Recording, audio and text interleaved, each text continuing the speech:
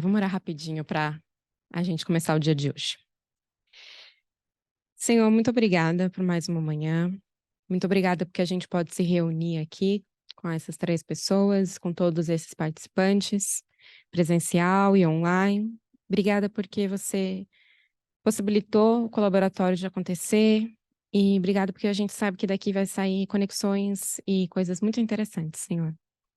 Nos guie, abra nossos corações e nossas mentes e continue estando conosco, Senhor.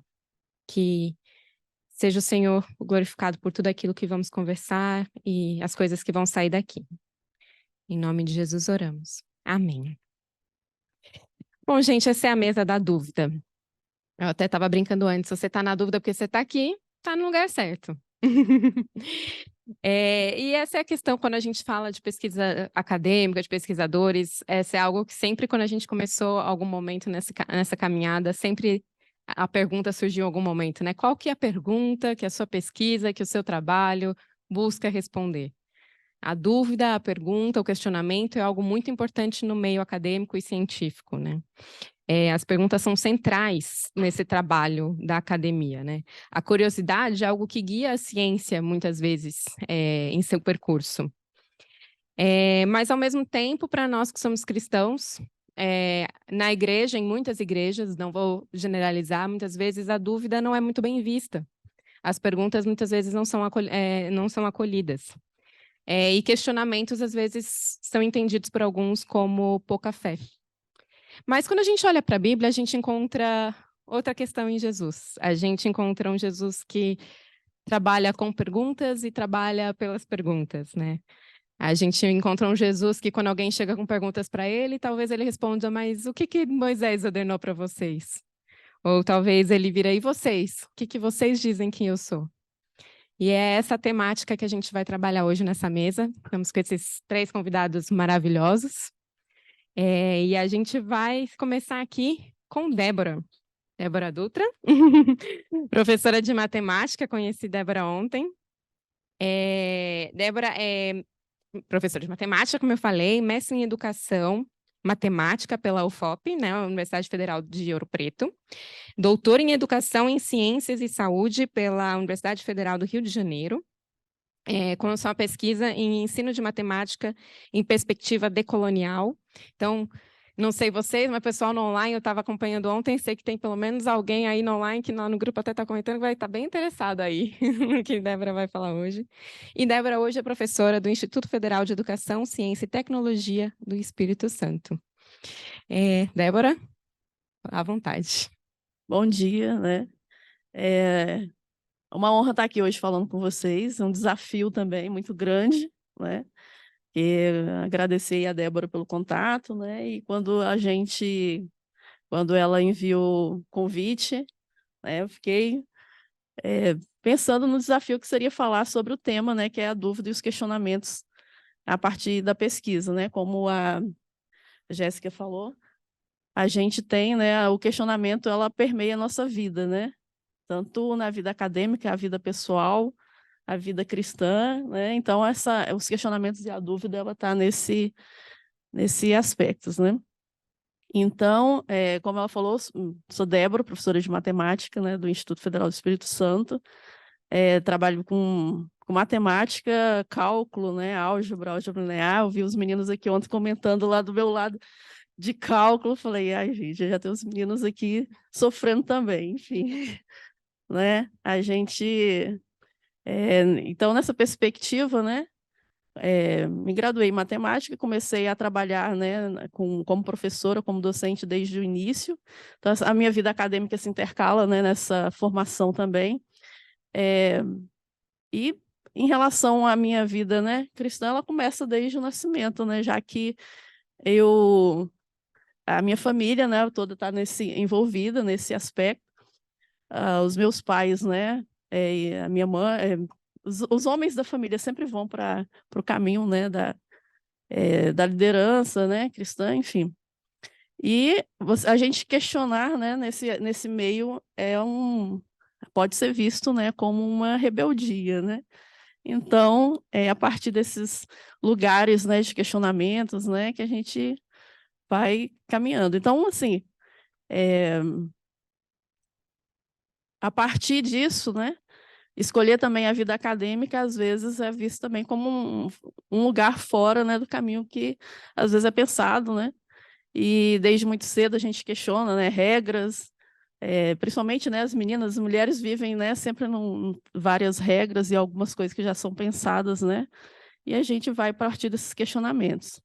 Então, como ela já falou aqui, minha formação, né, fiz um mestrado na área de matemática, de ensino de matemática, trabalhei muitos anos com a Olimpíada, na educação básica, né, e depois a gente vai para o ensino superior, trabalhando nos cursos de graduação que tem matemática, né, como cálculo, né, geometria, álgebra linear.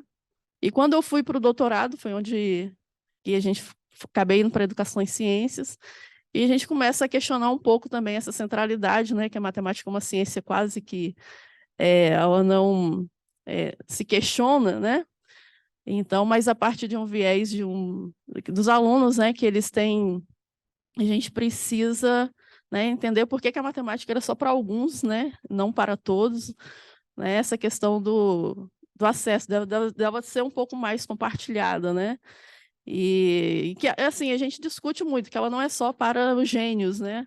Acho que todo mundo pode aprender matemática, sim, né? Deve, né? Nunca desistir lá das disciplinas de cálculo. Então, é nesse caminho que a gente que foi, né, fazendo essa tensão entre a questão do, como o professor falou ontem, de uma coisa que é imposta, né, não questionável, né? E questionar um pouco o não acesso, né? Ela é um pouco excludente, né? Enfim, e a gente vai nessa tensão. Mas aí, em relação à questão da dúvida, né, que eu comecei aí a atuar na pesquisa nesse sentido, e a questão da dúvida, que foi o questionamento, né, da mesa, da proposta da mesa. Então, comecei a pensar, né, de como que a gente poderia discutir a dúvida em relação a essa construção do questionamento humano, né, de ser uma coisa que está intrínseco a nós, né? Então, basicamente, né, por que que as perguntas são importantes no cotidiano? Né? Então, a partir de Paulo Freire, que eu pensei num educador que fala muito sobre pensamento crítico, né? Ele fala que a gente precisa questionar também por uma busca de conhecimento, de conhecer a si mesmo. A gente se percebe no mundo e começa a se questionar, já começa ali, né? Para descobrir um pouco de si mesmo, né, de quem nós somos, e a gente começa a fazer essas perguntas, né, a se inquietar para saber mais, entender como que é o nosso lugar no mundo, né? Aí ele fala, né, que quanto mais a gente indaga, a gente responde essas perguntas e as perguntas levam a novas perguntas. Então, o tempo todo a gente está nesse ciclo, né, de se perguntar, né? E a gente vai se percebendo como seres inconclusos. E na medida que a gente vai se percebendo que a gente está sempre indagando, respondendo em novas perguntas, né? Somos seres inconclusos, então a gente consegue ter essa consciência da nossa inconclusão, né? Dessa nossa. Estamos sempre em formação, em busca de conhecermos a nós mesmos, né? E no permanente movimento de busca. Então, na medida que a gente vai, a partir dessas inquietações, a gente começa a desenvolver um pensamento crítico, né? Nessa busca de conhecer a nós mesmos. E ao desenvolver o pensamento crítico, a gente começa a perceber também o que está à nossa volta, né? A gente começa a ter essa percepção da nossa humanidade, né? Da nossa humanização, assim como ela fala, né, que Jesus ele fazia perguntas, né, o tempo todo e como uma busca também de conhecer o entorno, né? De ter consciência, começar a desenvolver uma consciência, um pensamento crítico, conhecer o contexto em que a gente está inserido, né? E isso a gente consegue ver a nossa humanidade, mas também a gente consegue perceber aspectos de desumanidade dentro das percepções, porque os nossos, né, nossos anseios, né? O que nos torna humano é ter as nossas necessidades providas, né? E a gente consegue perceber também o nosso entorno e ter um pensamento crítico em relação a isso. A partir disso, né, a gente busca lutar em favor, né, de outros, de que os outros tenham essa humanidade perdida que seja buscada, né? Então ele fala assim: a busca pela vocação negada na justiça, essa vocação natural seria a humanidade, né? a humanização, e essa vocação perdida, né, seria, né, na desumanização. Então, essa busca, né, que está na exploração, na violência, né, nas desigualdades, afirmada no anseio da liberdade e justiça, né, da luta dos oprimidos e pela recuperação de sua humanidade. Porque a partir do momento que você vê o contexto, você entende esse contexto, você vai estar em busca, né, de oportunidade e da humanização do outro, né? Pode passar. Então, esse pensamento crítico que faz com que a gente perceba esse entorno, né? Então, ele fala que ensinar, aprender e pesquisar vai além do objeto, só do conteúdo, né? A gente alonga na produção de condições em que aprender criticamente é possível, né? E pesquisar criticamente é possível, né? Viver de forma do pensamento crítico. Então, ele fala, quanto mais a gente põe em prática, de forma metódica, a nossa capacidade de indagar, de comparar, de duvidar, de aferir, tanto mais curiosos nós podemos tornar, mais críticos nós podemos ser, né? Então, o questionamento e dúvida são importantes para construir essa criticidade. Essa criticidade que a gente desenvolve, né? Ele faz parte desse processo crítico que a gente pode ter. A partir disso, a gente percebe o quê? Né? A partir do que o autor fala. Essa consciência do inacabamento que nós temos, ela faz com que a gente procure, né, perguntas, dúvidas, né, procure respostas, né? Isso nos faz também ser responsáveis, porque a gente desenvolve esse pensamento crítico, e daí também a gente tem que pensar na questão da ética, né? Da ética da nossa presença no mundo, porque ele começa falando que a gente começa a pensar, a ter dúvidas, a indagar, a se questionar, e isso vai desenvolver um pensamento crítico, né? Essa consciência do inacabamento faz com que ele desenvolva o pensamento crítico, e com isso vem outros dois fatores, né? A responsabilidade, a gente começa a se sentir responsável por buscar outras alternativas, né, nesse contexto, né? E essa responsabilidade também ela tem que trazer um aspecto da ética, né? Que a ética ela é importante para desenvolver, né, uma pesquisa com ética, o trabalho com ética, a vida, né, com essa ética. Então, esses são os fatores que vão tensionar essa questão a partir dos nossos questionamentos, né? E isso não encerra em si mesmo, né? A gente continua num pensamento de sempre estar em formação, né, como seres inconclusos que somos, né? A gente está sempre aprendendo, sempre pesquisando, né? E tudo isso é importante para a pesquisa, né? Então, ele fala que o exercício da curiosidade, né, vai convocar a imaginação, a intuição, as emoções, a capacidade de conjecturar, de comparar, na busca da perfilização do objeto ou achado da sua razão de ser. Então, depois ele coloca, né, que o que a gente faz? A gente pesquisa para quê? Para constatar alguma coisa, constatando, a gente intervém, intervendo, a gente se educa, né, e educa o outro. Então, a gente pesquisa para conhecer o mundo, né, o que ainda a gente não conhece, para conhecer o não conhecido, né, e comunicar essa novidade. Então, assim, as indagações e os questionamentos, ela é intrínseca à pesquisa, né? Mas ela é intrínseca também ao que nós somos, né? Ele fala que nós somos seres, né? Que esse movimento de perguntar, ele faz muito parte da natureza humana que nós temos, né? E a gente vê nos estudos que tudo se move a partir de alguma pergunta, né? E não da estagnação. Se a gente ficar estagnado, a gente não consegue transformar alguma coisa. Então, é esse movimento que se faz aqui. Então, a dúvida é importante para o pesquisador, é importante para o docente, para o professor, né? É importante para o aluno, quando você pergunta, você questiona, você passa a conhecer outras questões que você não conhecia antes. Então, ela faz parte e é importante nesse contexto. E ele fala uma coisa muito importante também, né? Que a dúvida é muito importante e e a gente tem que se preocupar com aquele que tem certeza de todas as coisas, né? As pessoas que têm muitas certezas. Então, ele fala assim, tem às vezes medo do cientista que é demasiadamente seguro, né? Senhor da verdade, e que não suspeita sequer da historicidade do próprio saber, né? Então, para pensar um pouco, né, a gente precisa ter isso em mente, né?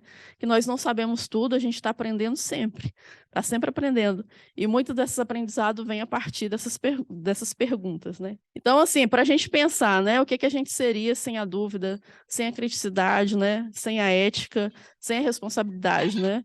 Então, assim, a pergunta, ela te move para muitos lugares, né? O questionamento vai te mover para muitos lugares. Tanto para conhecer o desconhecido, né? Quanto para você se entender como quem você está no mundo e qual o contexto que você insere, em que lugar você que suas ações ela vai ter consequências também, né? Se entender de forma crítica, né? E a gente entender qual o lugar que a gente está na sociedade. A gente estava falando muito sobre essa questão, né? Dos lugares que a gente está. O questionar, às vezes, é visto como uma rebeldia, como algo ruim, né? Mas é o que nos faz também nos mover e que nos faz transformar o lugar onde nós estamos, né? O mundo, os espaços que a gente ocupa. Então, ele fala também sobre a autoridade coerentemente democrática, né? Ele coloca, eu gosto dessa citação que ele fala que a autoridade coerentemente democrática compreende que a disciplina verdadeira, né? Ela não está na estagnação e nem no silêncio dos silenciados, mas no alvoroço dos inquietos, na dúvida que instiga e na esperança que ela desperta, né? Então, assim, eu acho que perguntar ela vai fazer transformar, né, esses espaços e entender melhor de onde nós estamos, onde nós queremos ir, né? E tudo isso linkado, né, com essa ética, com essa responsabilidade, né? Com o amor, como diz o apóstolo Paulo, né? A fé, a esperança e o amor, ela tem que estar envolvida em todo nesse contexto. Então, nesse sentido, né, o pesquisador ele tem importante papel na sociedade, né? Se a gente for pensar nesse papel que nós temos aqui na sociedade, né, a pesquisa precisa ser responsável e ética, independente da área que ela está, né? Não é possível a gente pensar na pesquisa sem levar em conta os aspectos sociais, né? A busca pela justiça, como estava falando, né, a questão do apóstolo Paulo, a fé, a esperança e o amor, né? A gente precisa colocar, né, o amor em tudo que a gente desenvolve, né? Tem a busca pela justiça, o respeito à diversidade, o direito de pessoas em vulnerabilidade, né? Contrapor, né, as desigualdades, né, equidade de raça, de gênero e etc. E como que a pesquisa ela pode contribuir nesses aspectos, né? A gente tem um grupo aqui, né, grupo que está em busca, né, de respostas, né, questionando, se entendendo, né, como que a gente pode incluir outros, né, e outras aqui nesse contexto, né? Então, uma outra questão para pensar também é como que a gente pode, como que a gente pode, por exemplo, comunicar essas pesquisas no espaço que a gente ocupa, né? Como que a gente pode pensar nisso? E como que a gente pode contribuir, por exemplo, a garantir acesso à informação, saúde, necessidade básica, e como discutir criticamente, né? Sem fazer imposições, né? No diálogo. Porque, assim, a partir do contexto que nós vivemos, a gente vive também em vários grupos sociais, né? Nos interiores e grupos de vulnerabilidade, e como que a gente pode comunicar a essas pessoas, né, sobre as pesquisas, sobre a ciência, desenvolvimento da ciência, para a gente não precisar, por exemplo, né, de pessoas não buscar um cuidado de saúde, porque não conhece, né, como que as pesquisas são feitas, né, de como que a gente pode dialogar isso nesses espaços, né? Uma coisa também de um texto que eu li, né, do ano passado, do grupo de pesquisa da UFRJ, que ele falava muito sobre a informação e desinformação, né?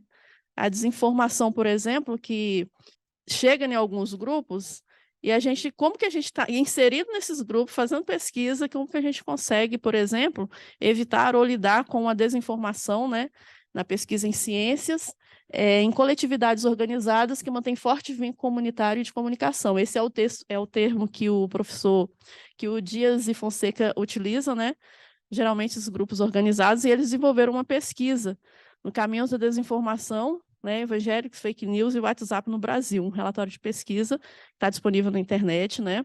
E lá ele fala que a confiança interpessoal entre quem comunica e quem é comunicado é um fator de muito destaque, né? Então, assim, a gente está dentro dos espaços, está fazendo pesquisa, está desenvolvendo trabalhos e como que esses grupos têm tanto volume de desinformação e como que a gente poderia lidar com essas questões. Então, assim, eu não vou terminar com nenhuma resposta, né? A gente continua com muitas perguntas, né, para continuar nesse contexto, né? De se formar, de se educar, né, de pesquisar e estar nesses espaços, e que a gente continue, né, formando como seres inconclusos, incompletos que somos, e buscando novos conhecimentos, tá? É isso que tinha para deixar para vocês. Muito obrigada, Débora. Agradeço demais. Muito bom começar essa manhã, né? E a gente vai continuar com a Karen. Karen aqui não é nossa secretária da ABU, da parte da Secretaria Executiva da ABU, mas ela se formou em Serviço Social pela Universidade Federal de Juiz de Fora. É especialista, mestre e doutora em Ciência da Religião pela mesma universidade. Seu doutorado foi nos dois autores, a Simone Weil e no Henry Nouwen. E é isso. Karen, tá contigo. Obrigada, Jéssica. Bom dia, gente. É uma grande alegria estar aqui. Eu queria primeiro começar dizendo que o colaboratório é um marco histórico da BUB, né, na história da BUB. E, além disso, acho que é muito significativo a gente estar aqui, numa universidade. Acho que isso já diz muita coisa.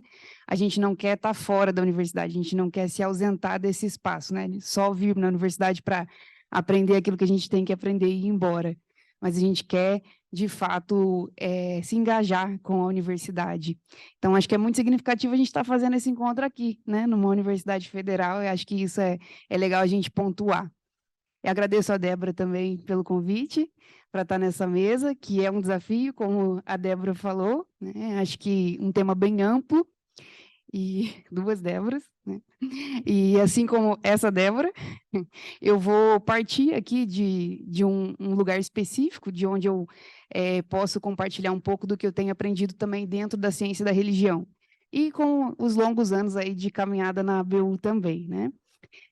Não sou uma dino da ABU, hein? Sou jovem, mas já tenho alguns anos aí de caminhada na ABU, né? O pessoal aqui faz isso, quando eles acham que a gente é velho, aí faz assim para a gente. Bom, mas então eu queria usar meu tempo aqui levantando alguns pontos que podem ajudar a gente a pensar o nosso contexto e algumas indicações de como que a gente pode aprofundar a relação entre fé e dúvida. E aí eu contei aqui com a ajuda de dois teóricos que eu conheci durante esses anos de estudo na ciência da religião, então eu parto aí desse lugar, né? Então vamos lá para o contexto. Acho que a Débora já falou muitas coisas interessantes aqui sobre essa questão de sermos inacabados, né? E diante das várias definições ou usos da palavra dúvida, uma que eu gosto é que ela pode ser entendida como uma hesitação entre opiniões diversas ou várias possibilidades de ação. Então, a gente lida com a dúvida em vários âmbitos da nossa vida, né? Nas decisões pessoais. Então, se você pensar, o que eu faço? Eu vou casar ou vou comprar uma bicicleta? Vou fazer medicina ou vou fazer filosofia? Em questões espirituais também, né? A gente se faz muitas perguntas. Eu creio nisso ou eu creio naquilo? Eu vou seguir vocação X ou vocação Y? Vou ter uma religião assim ou assada, né? Em questões importantes também para a vida em sociedade, né? Qual grupo que eu quero participar, desse ou daquele? Eu me envolvo nessa ou naquela causa? Eu voto em fulano ou em Beltrano? Então, a dúvida, né, ela está aí muito relacionada com as perguntas, né, que a Jéssica já mencionou e a Débora também, e passa por essa questão das decisões também, de como que a gente decide a partir das muitas dúvidas que são colocadas para a gente. Não é diferente na pesquisa acadêmica, né? A Débora também já pontuou isso, que a dúvida move, né, o trabalho científico. Então, você tem uma pergunta que você quer responder, você parte de uma ou mais de algumas hipóteses que são colocadas em dúvida. Você coloca a sua hipótese em dúvida, né? Será que é isso mesmo que eu estou pensando aqui? E depois essas hipóteses elas são comprovadas ou não. Comprovadas ou não as hipóteses, o resultado da pesquisa ele gera um conhecimento, né? Gera um conhecimento sobre algo que, como acho que a Débora também bem colocou, ele é sempre um conhecimento aproximativo. A gente não sabe tudo e não consegue afirmar tudo com tanta certeza, mas as pesquisas nos ajudam, né, a trazer algum conhecimento sobre a realidade. E esse conhecimento ele pode, então, ser refutado, ser testado novamente, ser contestado por outras pessoas e atualizado também em frente a novos contextos e particularidades. Então, a hesitação, né, essa perspectiva da dúvida como a hesitação diante de algo que nos propomos a conhecer, é um elemento essencial para desenvolver, então, uma boa pesquisa e ser um bom pesquisador. Eu hesito porque eu parto do pressuposto de que eu não sei tudo, de que eu sou inacabado. E isso é importante, mas eu quero conhecer, eu tenho esse desejo, essa motivação de conhecer. Então, ao mesmo tempo que eu hesito, porque eu não sei, eu desejo conhecer. Eu me empolgo com isso, né? Acho que é a motivação que a gente precisa ter. Eu quero aprender, então eu vou em busca de um conhecimento através da pesquisa. Agora, pensando no nosso contexto religioso, como é que a dúvida é comumente encarada por nós cristãos? Em que contexto que ela se insere? Talvez você já tenha ouvido alguma vez que duvidar ou questionar, fazer muitas perguntas em geral, não é uma coisa boa para crente, não. Né? Você está se metendo numa enrascada se você começar aí a duvidar demais, né? A Débora também mencionou um pouco disso. E aí eu queria trazer um dos autores que eu mencionei para a nossa conversa, que é um sociólogo e um teólogo luterano austro-estadunidense. O nome dele é Peter Berger. Ele morreu em 2017, então morreu assim recentemente, né? Considerando os autores que a gente estuda, 2017 é ontem, né? E as suas pesquisas apresentam uma perspectiva teórica da religião a partir da sociologia do conhecimento e se enquadram nas abordagens explicativas da religião. O que é isso, né? Ele, dentre outros autores, entendem a religião como uma função social. Existem outras abordagens sobre a religião, que vão entender a religião como uma ilusão, que é uma visão mais crítica da religião, ou a religião como sentido para a vida, mas o Peter Berger se insere aí nessa abordagem explicativa da religião. Eu explico a religião a partir da função social que ela tem. E durante boa parte da vida acadêmica dele, ele desenvolveu as pesquisas dele com base no marco da teoria da secularização, que associa à modernidade o declínio da religião. Então, o que isso quer dizer? Né? A ideia geral é que, à medida que a sociedade se torna moderna, a religião vai desaparecendo. Então, em algum momento, né, o pressuposto aqui, a hipótese é que, em algum momento, com o avanço do conhecimento científico e o fortalecimento das instituições modernas, pautadas na razão, a religião chegaria a um fim. Então, pensa, né? Essa é a tese. Ó, a religião um dia vai acabar à medida que a gente vai se desenvolvendo e vai buscando um conhecimento científico sobre as coisas, a religião a gente não vai precisar mais dela. Né? Isso aí é coisa ultrapassada. E depois de muitos anos apoiando assim, essa compreensão, ele escreveu um livro, é muito interessante, porque ele praticamente fala assim, olha, gente, sabe tudo isso que eu falei? Esquece. Isso aí a gente está vendo na prática que não tem nada a ver. E eu acho que isso é de uma humildade intelectual muito grande, de poder reconhecer, olha, o conhecimento que eu tenho, que eu durante anos defendi junto com um monte de teórico, ele é limitado. E agora a gente viu na realidade que isso não aconteceu. A religião não teve um fim, né? Ela não acabou. Pelo contrário, ela está assim bombando, né? E aí, assim, tem muitos exemplos que a gente pode pensar nessa realidade. E ele foi buscar empiricamente esses dados. E é isso que é interessante, que ele viu que a visão dele também ali muito pautada, né, na perspectiva norte-americana e europeia, não dava conta de responder. Ele usa outros autores também para poder se basear num novo paradigma. E então ele escreve esse livro dizendo que ele estava errado e tal. E uns exemplos que a gente pode pensar, né? O aumento expressivo do islamismo é uma questão. Como é que a gente explica, então, se a religião ia acabar, como é que essa religião está crescendo tanto, né? O pentecostalismo também, o boom do pentecostalismo, e também a dificuldade de generalizar uma realidade que serve para a Europa, nem em todos os países, não dá para generalizar também para todos os países, mas ir para um nicho muito específico de intelectuais, né? Então, essa teoria da secularização, ela serve, sim, mas a gente não pode generalizá-la. E esses exemplos que eu comentei, acho que podem ajudar nisso, mas eu queria também colocar um exemplo para a gente pensar na própria realidade do Brasil. Você pode colocar para mim, Débora, a apresentação? Ah, é? Ah, tá no Brasil.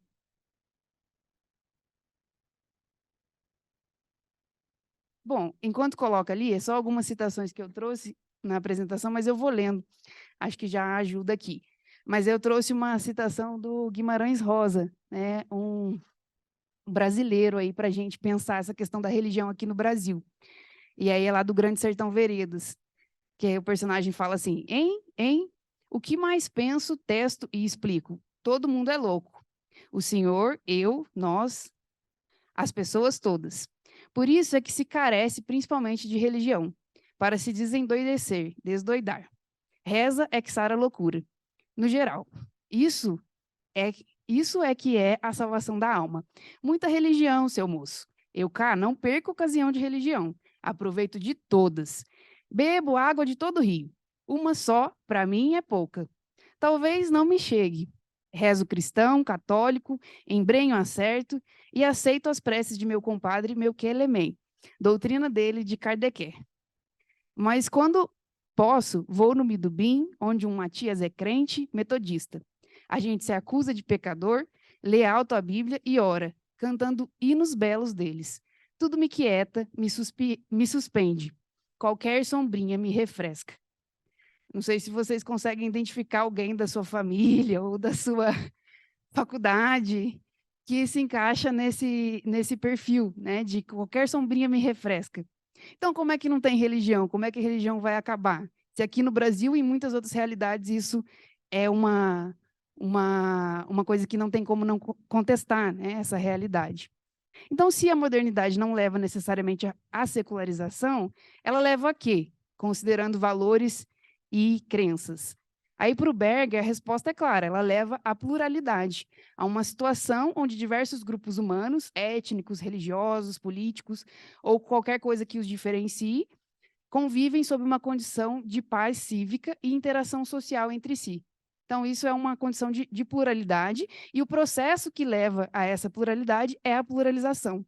Então, para ele, depois de ter pensado que a teoria dele lá já não servia mais para explicar a realidade, ele vai trazer esse novo paradigma da pluralização. E aí, uma coisa que ele fala, né, que a dúvida ela se torna um imperativo nesse contexto. Ela é um elemento importante que se destaca e que é a partir de algo que ele chama de contaminação cognitiva. Então, pensa que é uma situação comum, essa contaminação cognitiva, do ser humano frente à dúvida. Quando as pessoas conversam entre si, elas provavelmente vão influenciar o pensamento uma da outra. Então, isso é a contaminação cognitiva, essa influência que a gente tem um sobre o outro, quando a gente se dispõe a dialogar, a conversar com o outro sobre aquilo que a gente crê e pensa, né? E diante dessa realidade da contaminação cognitiva, ele indica que há 3 reações possíveis para aquele que possui crenças e sustenta as suas verdades a partir dessas crenças. A primeira reação seria a redução cognitiva. E aí ela tem 2 faces, uma face defensiva e uma face ofensiva. Então, a defensiva seria um fechamento comunitário. É a gente se fechar na nossa bolha. A gente corre muito esse risco, né? Na igreja, na BUB, mas é você ter aquela estratégia de gueto, né? Vou ficar aqui com a minha galerinha, porque aí eu estou seguro, porque a dúvida ela gera medo também, de eu não conseguir lidar com os questionamentos que surgem, né? Então, essa estratégia de redução cognitiva defensiva, você tenta preservar a todo custo uma subcultura e exorcizar, entre aspas, a contaminação cognitiva do pluralismo. Então, nesse espaço, nessa perspectiva, nessa reação, não tem espaço para dúvida. Essa é uma das reações ao pluralismo. E a ofensiva é nesse mesmo sentido, mas ainda se adota uma estratégia de cruzada, né? Ou seja, vamos reconquistar a sociedade em nome de uma tradição religiosa particular. Então, você pode ter essa redução cognitiva tanto na defensiva, vou ficar aqui no meu grupinho, ou eu ainda não vou ficar no meu grupinho, não, eu vou atacar, né? Eu vou para a briga, exatamente. Então, tem essa forma, né, de poder responder a essa situação aí de pluralidade. A segunda é o que ele chama de capitulação cognitiva, que é uma rendição identitária. Fala, ó, não consigo lidar com isso, é muita coisa, é muita dúvida, é muita questão, e aí é isso mesmo, gente, eu me rendo ao espírito da época. É uma escolha que evita a dolorosa troca de concessões, a conversa. Eu evito a conversa. Não, tá bom, me rendo. Essa postura, que acaba levando também a um relativismo. E a terceira, que eu acho mais interessante para nós, é a negociação cognitiva. Então, é você partir de uma perspectiva de abertura ao diálogo. E nessa perspectiva, o desafio maior consiste em garantir que as convicções fundamentais, elas vão permanecer, distanciando-se do risco do relativismo, mas também dos falsos absolutismos. Então, esses são os 3 pontos aí que o Peter Berger traz para a gente. E como que a gente pode encarar esse desafio a terceira reação? Acho que é isso que a gente pode pensar aqui, né? Um passo interessante é aprofundar a nossa perspectiva acerca da relação entre a fé e a dúvida e a nossa relação com o objeto da nossa fé. Quem é o objeto da nossa fé? Jesus Cristo. Então, se a gente aprofunda essa relação e a gente entende também como que a fé e a dúvida elas caminham juntas, a gente consegue, talvez, ser mais abertos ao diálogo. E aí, o outro autor que eu ia trazer, vou tentar passar por ele rapidamente, né? O tempo é curto, mas é um autor interessante também para pensar essa questão da fé e da dúvida, que é um teólogo alemão estadunidense, o Paul Tillich. E aí eu vou ler, não sei se dá para projetar. Cadê o negocinho dela? Obrigada.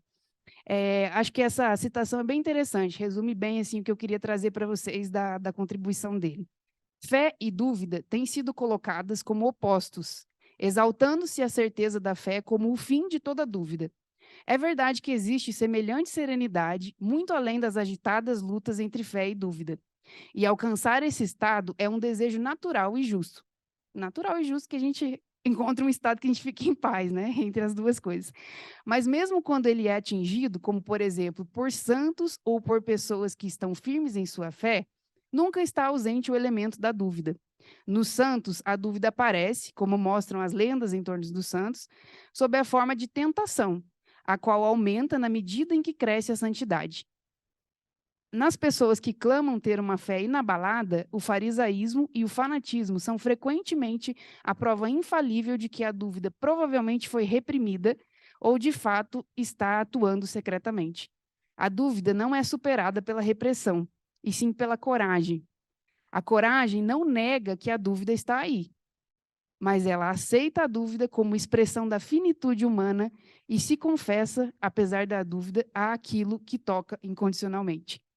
Então, a dúvida ela nos ajuda a aceitar a nossa finitude humana, como a Débora colocou, e nos ajuda a confessar que a nossa relação é com algo que toca a gente incondicionalmente. Acho que esse é o ponto que o Tillich traz, que é muito interessante, que para ele a fé é você estar possuído por aquilo que toca você incondicionalmente, que é o próprio Deus, que é o próprio Cristo, né? E ele traz alguns exemplos, né? É bem interessante se a gente pensar no exemplo de Abraão. E aí o Kierkegaard também usou muito esse exemplo da fé de Abraão, no livro dele bem conhecido, né? Temor e Tremor. Quando a gente pensa que Deus pediu de Abraão que ele oferecesse Isaac como em sacrifício, né? Oferecesse Isaac. E imagina o tanto de dúvida e de questionamento que não passou na cabeça de Abraão, né? Porque, em termos objetivos, ele não tinha nada para se ancorar na decisão de entregar o seu filho. Provavelmente, muitas dúvidas pairavam em sua cabeça. Ué, mas ele não era o filho da promessa? Que sentido que tem eu sacrificá-lo? Deus não vai cumprir com a promessa dele? Se o meu filho morrer, como é que eu vou ser pai de muitas nações? Como é que a promessa vai se cumprir?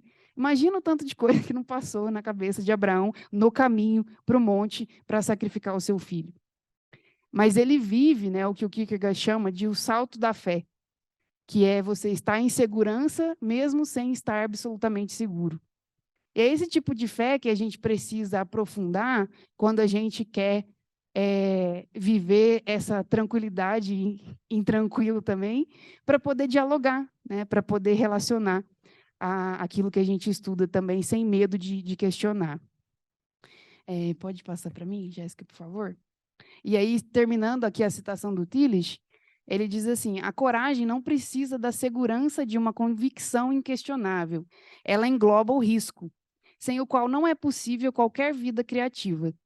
Quando a preocupação incondicional de uma pessoa é a convicção de que Jesus é o Cristo, então semelhante fé não é uma questão de certeza isenta de dúvida, e sim de coragem que se arrisca, que encerra o perigo do fracasso. Mesmo quando a confissão Jesus é o Cristo é exprimida com a convicção mais profunda, ela contém risco e coragem. Então, a fé contém o risco e a coragem de quem se baseia em uma revelação, né? Abraão se baseava em quê? Na revelação de Deus para ele, no relacionamento que ele tinha com Deus, naquilo que Deus tinha falado para ele. E Deus é um Deus que se revela a nós, né? O Stott, no livro A Bíblia, um livro para hoje, está aqui, inclusive, vendido ali pela Abel Editora. Ele enfatiza vários aspectos da revelação de Deus, né? E uma das reflexões que ele traz é sobre o papel do Espírito Santo no processo da revelação. Ninguém conhece as coisas de Deus a não ser o Espírito de Deus. Por isso, ele é quem nos conduz no entendimento da revelação de Deus na criação, nas Escrituras e em Jesus. E aí ele explica as palavras do apóstolo Paulo, quando ele diz que o Espírito de Deus sonda todas as coisas, até mesmo as coisas mais profundas de Deus. Aí o Stott diz que Paulo está comparando o Espírito Santo aqui com um pesquisador. Bem interessante, né? Pode passar, Jéssica, por favor. Vou finalizar com essa citação.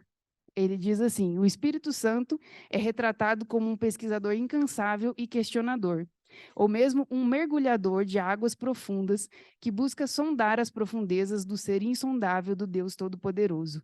Então, ele coloca o Espírito Santo como um pesquisador, eu entendi assim na leitura, né?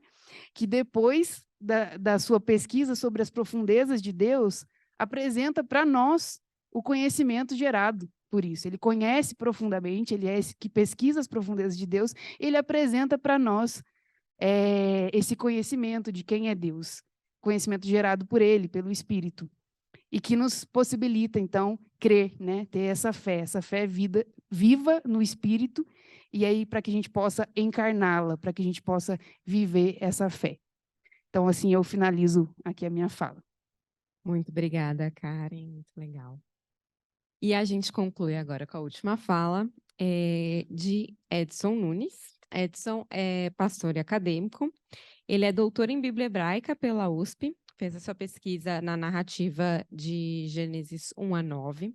Também fez estágio de pós-doutorado lá em Berkeley, Califórnia, com o Robert Schauter. Não sei, enfim, se mais pessoas são que nem eu que escutam isso e ficam, ai, que legal!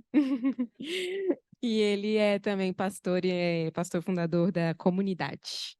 Bom dia, prazer estar aqui participando desse colaboratório. Queria agradecer a Débora pelo convite, aquela Débora, pelo convite. Queria agradecer também ao doutor Olmedo por ontem trocar a mesa com hoje. Agradecer também a Débora e a Karen, as duas doutoras aqui. Tive um imprevisto, um enterro, então eu agradeço muito vocês terem trocado e propiciado a oportunidade de eu estar aqui hoje de manhã falando ao vivo para vocês. Em Minas, que é uma delícia sempre vir em Minas. Eu vou falar um pouco mais na linha do que a Karen colocou, com uma perspectiva levemente diferente, para a gente entender o porquê que a dúvida é tão demonizada nos meios religiosos, né? Principalmente nos meios cristãos, mas não somente cristãos. Essa demonização da dúvida, ela se espalha por todos os ambientes religiosos, e a gente vê isso no judaísmo, a gente vê isso no islamismo, a gente vê isso em várias outras religiões. Como é que a dúvida se torna extremamente importante no processo acadêmico? Então, qualquer acadêmico, e aqui eu não vou fazer nenhuma elaboração extensiva, mas vou apenas mencionar coisas que são importantes para a gente entender da onde a gente veio, como é que a gente está numa universidade estudando das mais variadas ciências, né? Então, a Renascença, seguida do racionalismo, seguida do método científico, e aqui a gente está falando de coisas que aconteceram em torno de 500 anos atrás, ou seja, a importância da dúvida não é tão antiga assim, apesar de a gente ter filósofos que elaboravam bastante sobre a dúvida, mas o que a gente vive hoje tem esse processo de questionamento de valores da religião que dominava todas as esferas da existência, né? E aí você começa a questionar isso com essa progressão, né? Renascença, racionalismo, método científico, e a reforma protestante, que a gente não pode ignorar, ela está inserida nesse processo, né? Num processo de questionamento de verdades vigentes, e óbvio que os reformadores não romperam com muitas coisas, mas basicamente trouxeram um pensamento que vai ser explorado por acadêmicos nas universidades que estavam surgindo naqueles momentos. Que opa, eu não preciso estudar a Bíblia dentro de uma confissão religiosa, eu não preciso estudar a Bíblia como uma verdade dogmática, eu posso ir para além disso. No judaísmo você tem um expoente muito importante, que é o Spinoza, que já no século XVI ele está trazendo essa leitura mais naturalista de que não, a gente não pode divinizar todas as coisas e espiritualizar todas as coisas, é importante a gente ter uma leitura natural das coisas, e todas essas ideias, elas já na sua origem, elas começam a ser combatidas pelos religiosos, né? Porque, afinal de contas, coisas começam a ser questionadas, e quando as coisas começam a ser questionadas, existe um questionamento do status quo. E as pessoas que usufruem do status quo não gostam de questionamento, porque elas gostam de manter o que elas têm, geralmente o poder, né? Então, a reação fundamentalista ela já começa no século XVII, no século XVIII. Mas é com o estabelecimento de um método científico específico para os estudos bíblicos, que é o chamado método histórico crítico, no século XIX, que as coisas começam a tomar uma forma mais definida, tá?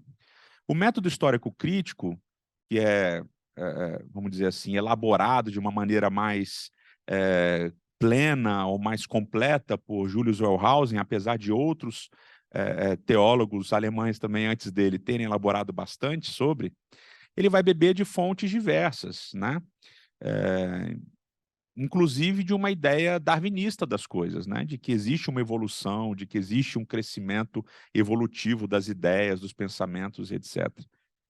E esse questionamento que surge nas universidades, ele começa a ser combatido dentro das igrejas, né?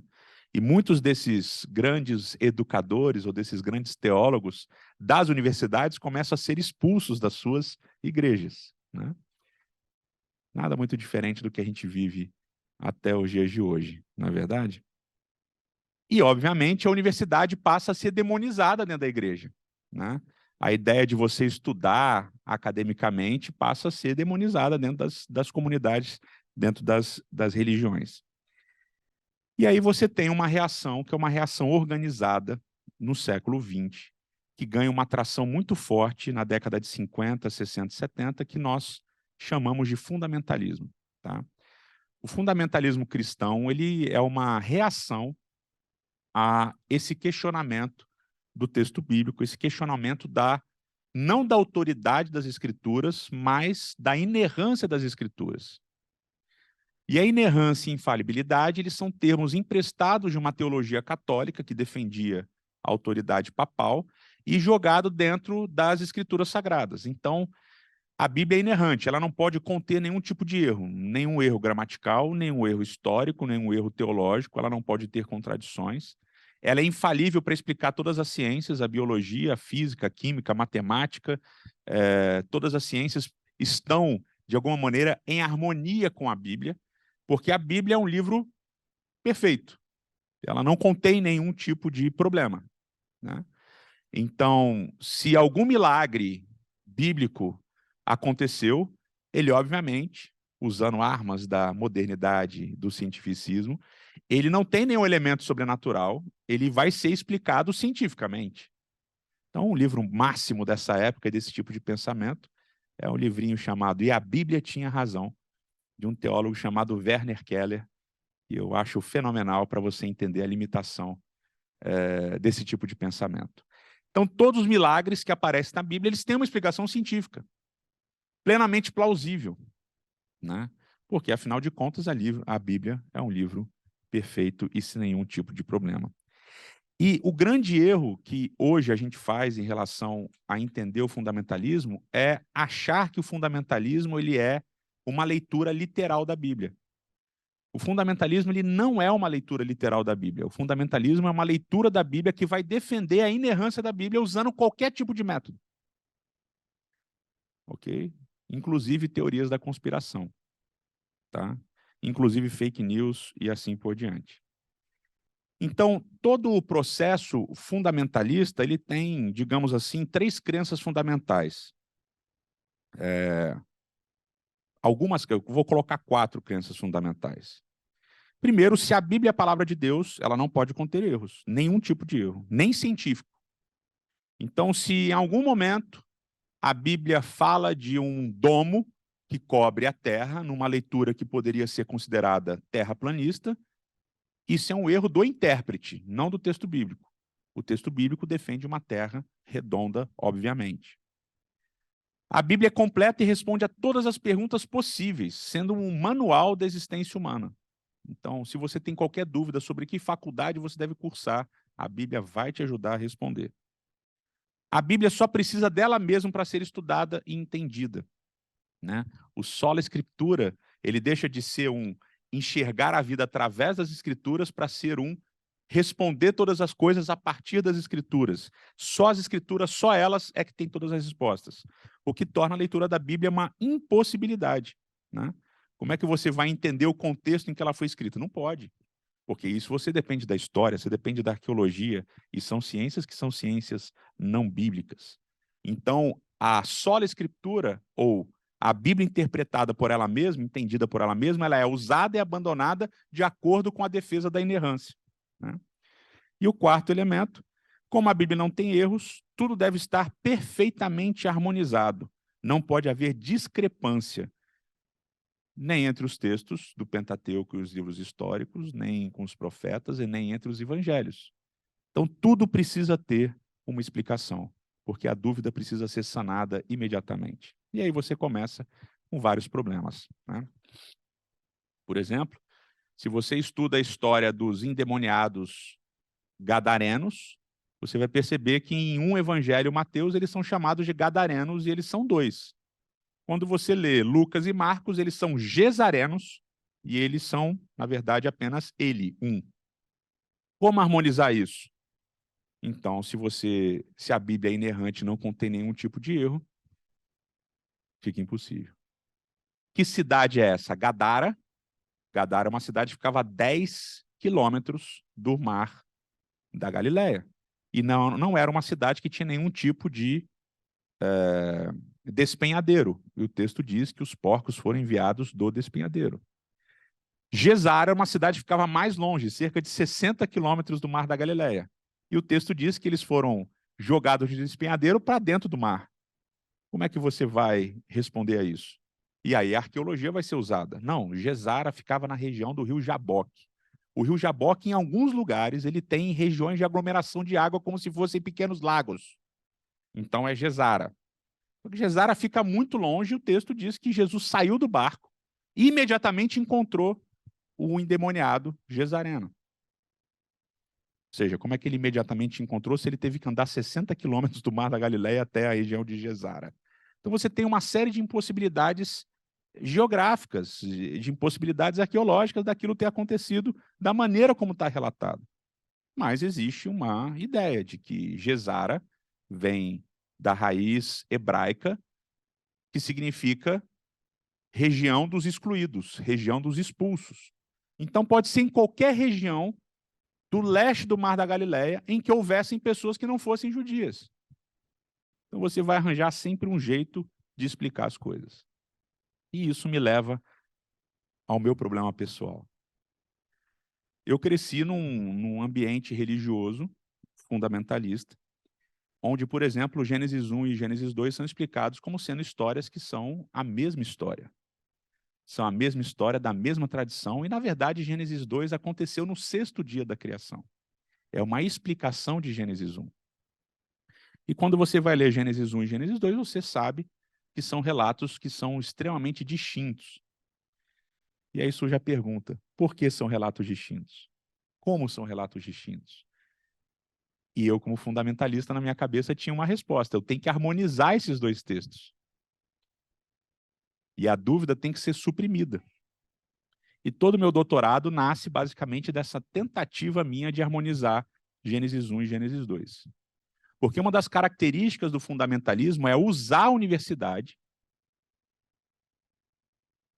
como maneira de demonstrar que a Bíblia tem razão. Moral da história, no final do doutorado, eu descobri que não dava para humanizar Gênesis 1 e Gênesis 2. E quando eu falei sobre isso gerou um problema sério e eu fui demitido da minha denominação, da minha confissão religiosa. Por quê? Porque o fundamentalismo é violento. O fundamentalismo não aceita dúvidas e perguntas. E quando nós somos acadêmicos e religiosos, nós vivemos constantemente uma tensão. A tensão de, nos ambientes religiosos, regularmos as nossas dúvidas e no ambiente acadêmico tentarmos mostrar que nós não somos doidos e malucos por acreditarmos num livro de milênios atrás com milagres estranhos e histórias mais bizarras ainda. E quando a gente começa a ler a Bíblia como um livro de literatura, e essa foi a minha jornada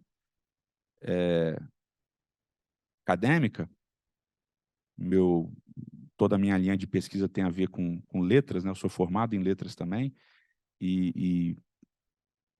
na USP você não tem um departamento de Bíblia hebraica, né? Você tem um departamento de letras orientais, e dentro do departamento de letras orientais você tem os estudos judaicos, e nos estudos judaicos você tem uma professora que dá aula de Bíblia hebraica, Bíblia como literatura. E nesse caminho de entender a Bíblia como literatura, você começa a ver a beleza das histórias, você começa a ver a profundidade das histórias, você começa a ver a cor das histórias. E você começa a ir para além daquelas soluções mágicas e maravilhosas que você recebeu desde a sua infância. Por exemplo, quando Esther se preparou para o rei Assuero, né? Ela se preparou, foi embelezada, etc. O que aconteceu entre ela e o rei Assuero para que o rei Assuero ficasse extremamente apaixonado por ela? É um bom questionamento. Quando Ruth se deita aos pés de Boaz, e Boaz acorda, e ela pede para cobri-la com uma capa, o que isso significa de verdade? Né?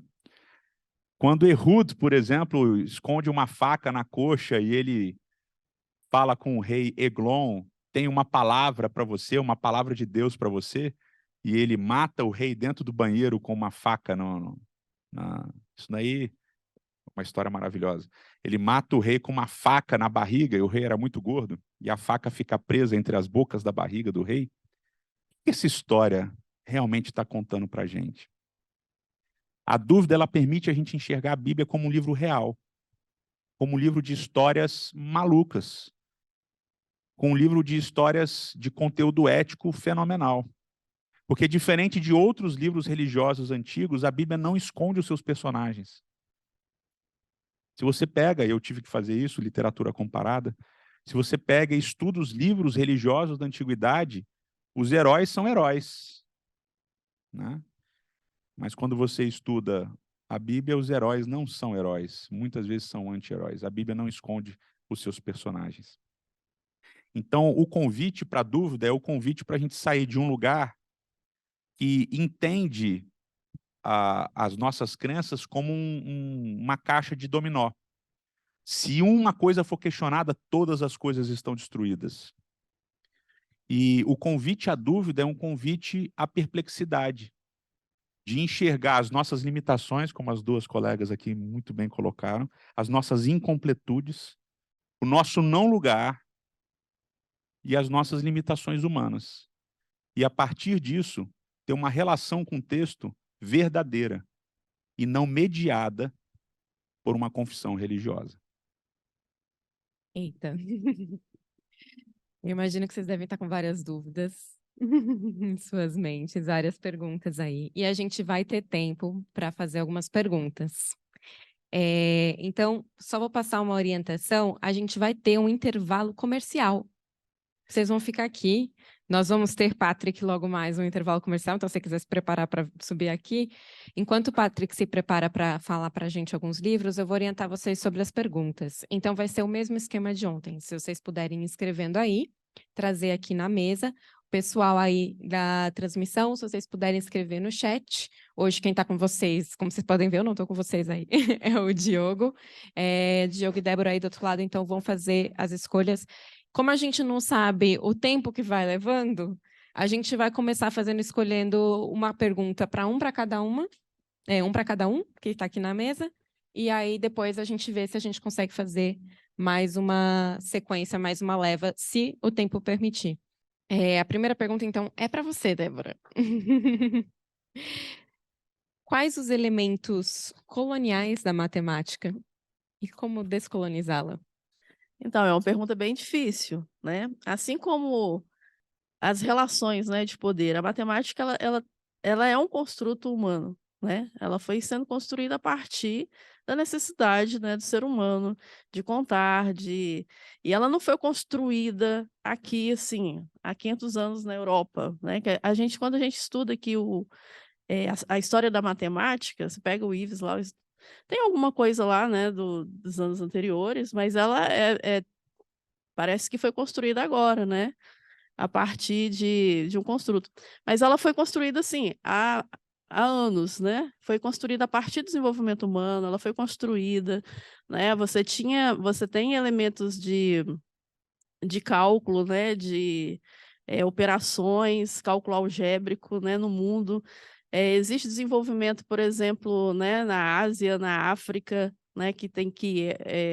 É considerado o berço desse conhecimento. E quando a gente vê aqui, a gente tem uma história que ela é muito recente, né? O que a gente conhece da matemática. Tem uma padronização e que a gente está estudando ali, mas que existe outras formas de você compreender essa ciência, né? Existem construções a partir de outros lugares, né, da matemática. A nossa matemática acadêmica, ela, né, segue um padrão, ela é necessária, né? Mas a gente percebe que as pessoas, por exemplo, elas têm tempos diferentes, elas produzem de forma diferente, né? Às vezes, igual eu como professora, tenho alunos assim que eu vejo tá desenvolvendo, fazendo exercício, chega na hora da prova, ela tira 2.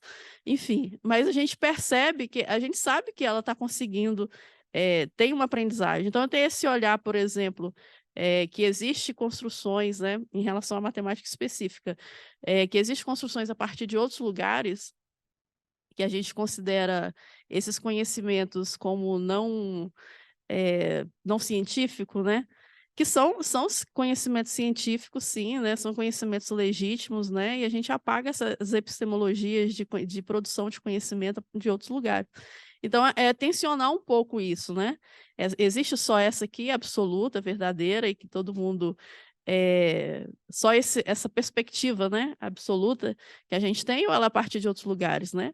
Quando a gente está fazendo lá um gráfico, por exemplo, do eixo X e Y, e se eu modificar isso aqui está padronizado, todo mundo entender que é uma linguagem, né? Mas eu conseguiria olhar por outras perspectivas, né? Quando você pega uma superfície, por exemplo, né? Se você vê a projeção no XY, no YZ, você vai ver ela em perspectivas diferentes.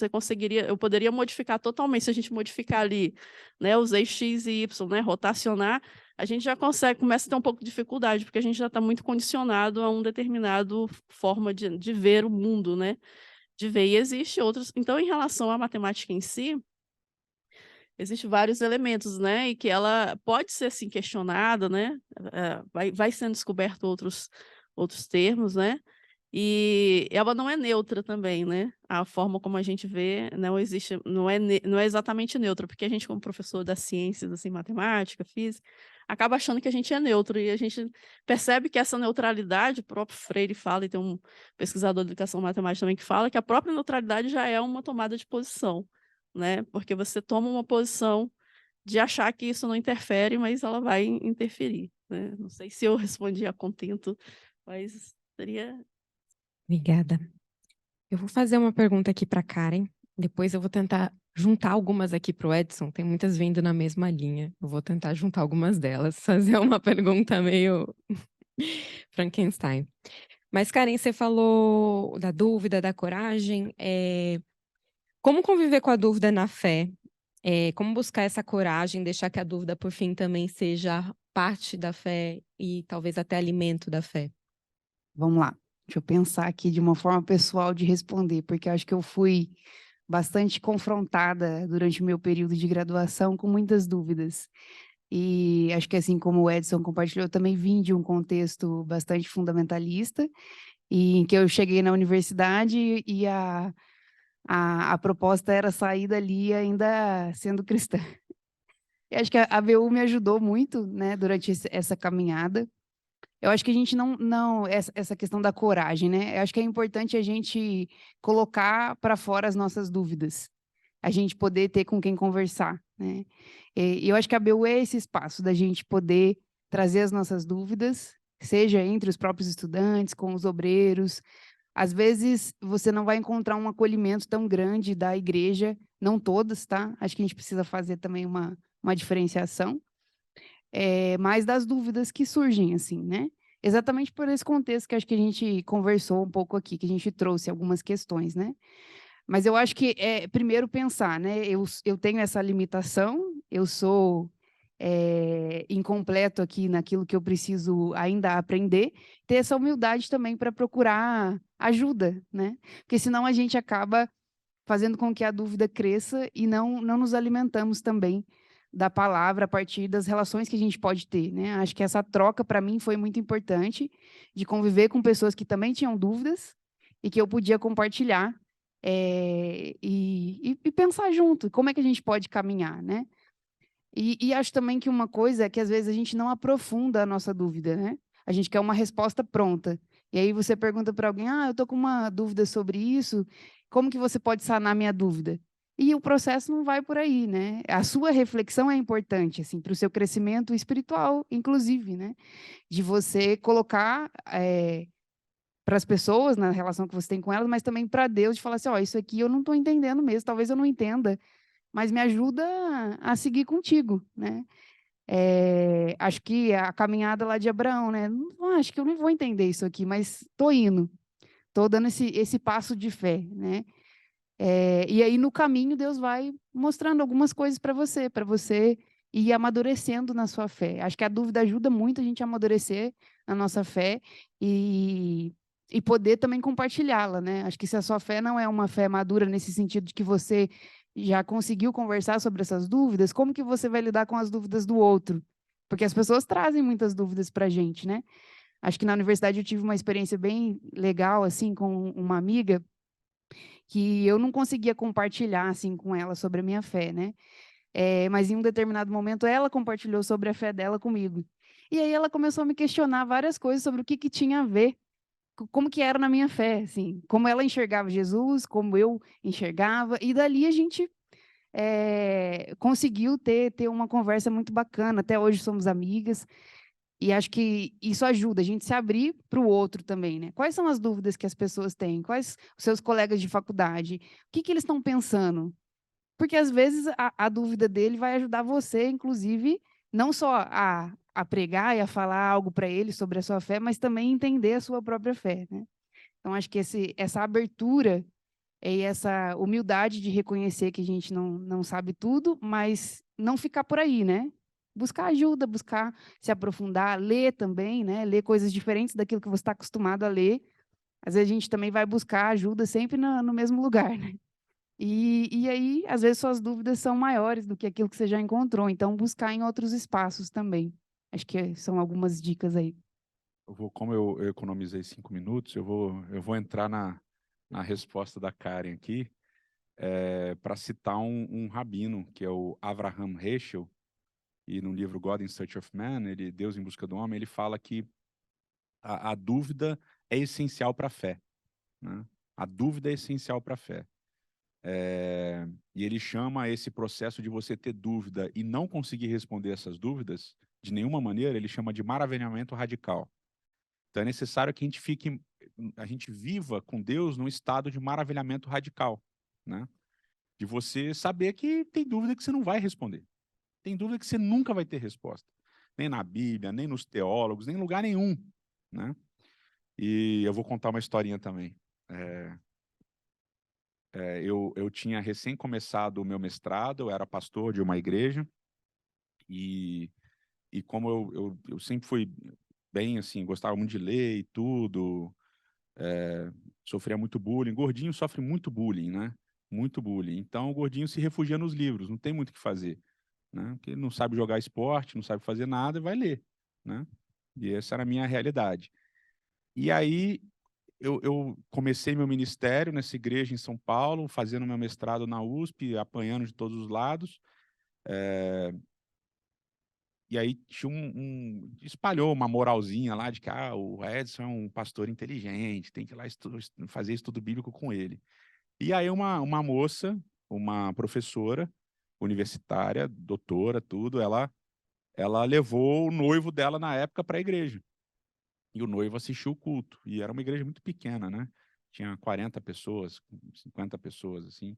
E eu conhecia todo mundo, eu vi os dois e não conhecia os dois. E aí, no final, ela veio com ele do lado, assim. Ai, tudo bem, não sei o que lá. Olha, meu noivo, a gente vai casar daqui a um mês. Eu queria muito que você fizesse meu casamento e tal. Mas eu sei que na igreja adventista só pode fazer o casamento se os dois forem adventistas. Eu sou, mas ele não é. Aí eu olhando, eu falei, cara, que absurdo, né? Ela falar isso na frente dele, né?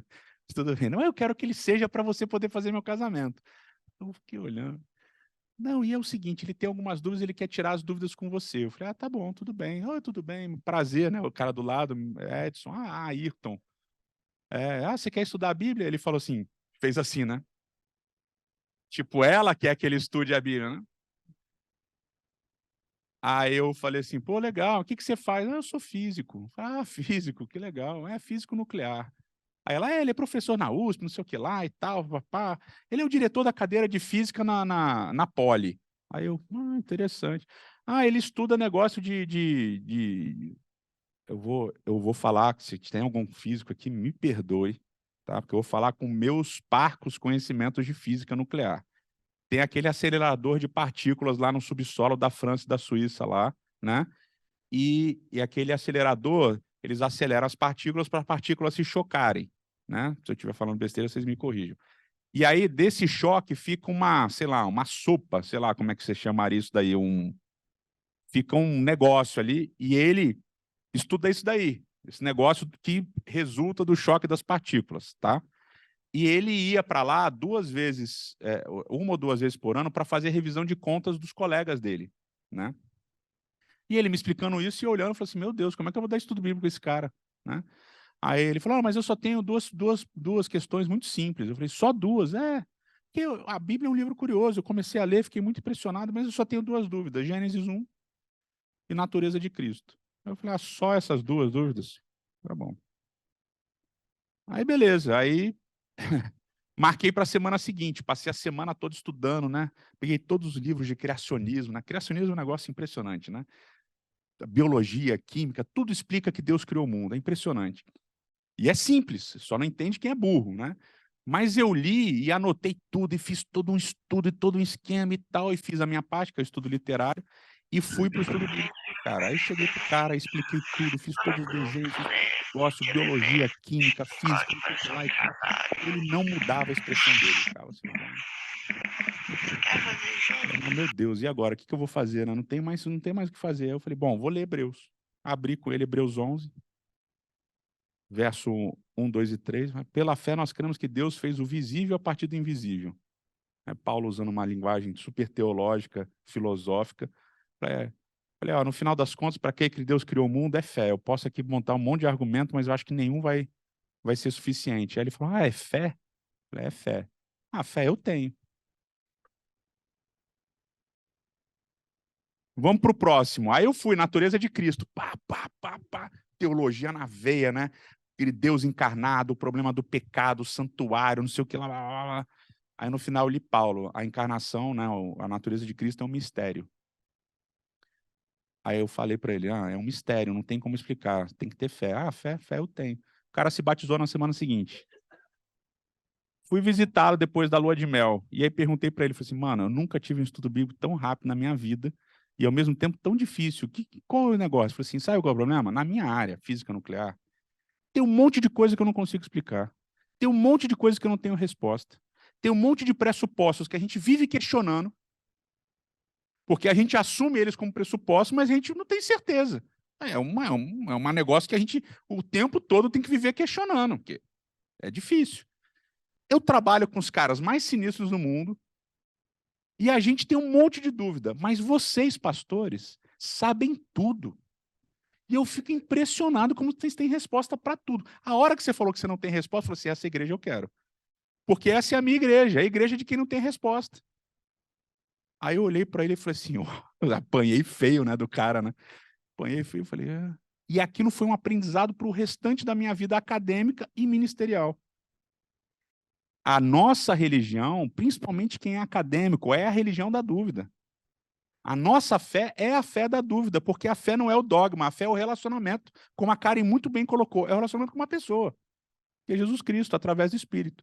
Então, a coragem de ter a dúvida é a coragem de ter um relacionamento com um cara que é Deus encarnado, morreu e ressuscitou. Bicho, só isso já é motivo de você ser zoado o resto da sua vida.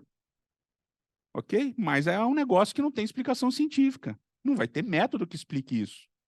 Mas isso é que a gente vive, né?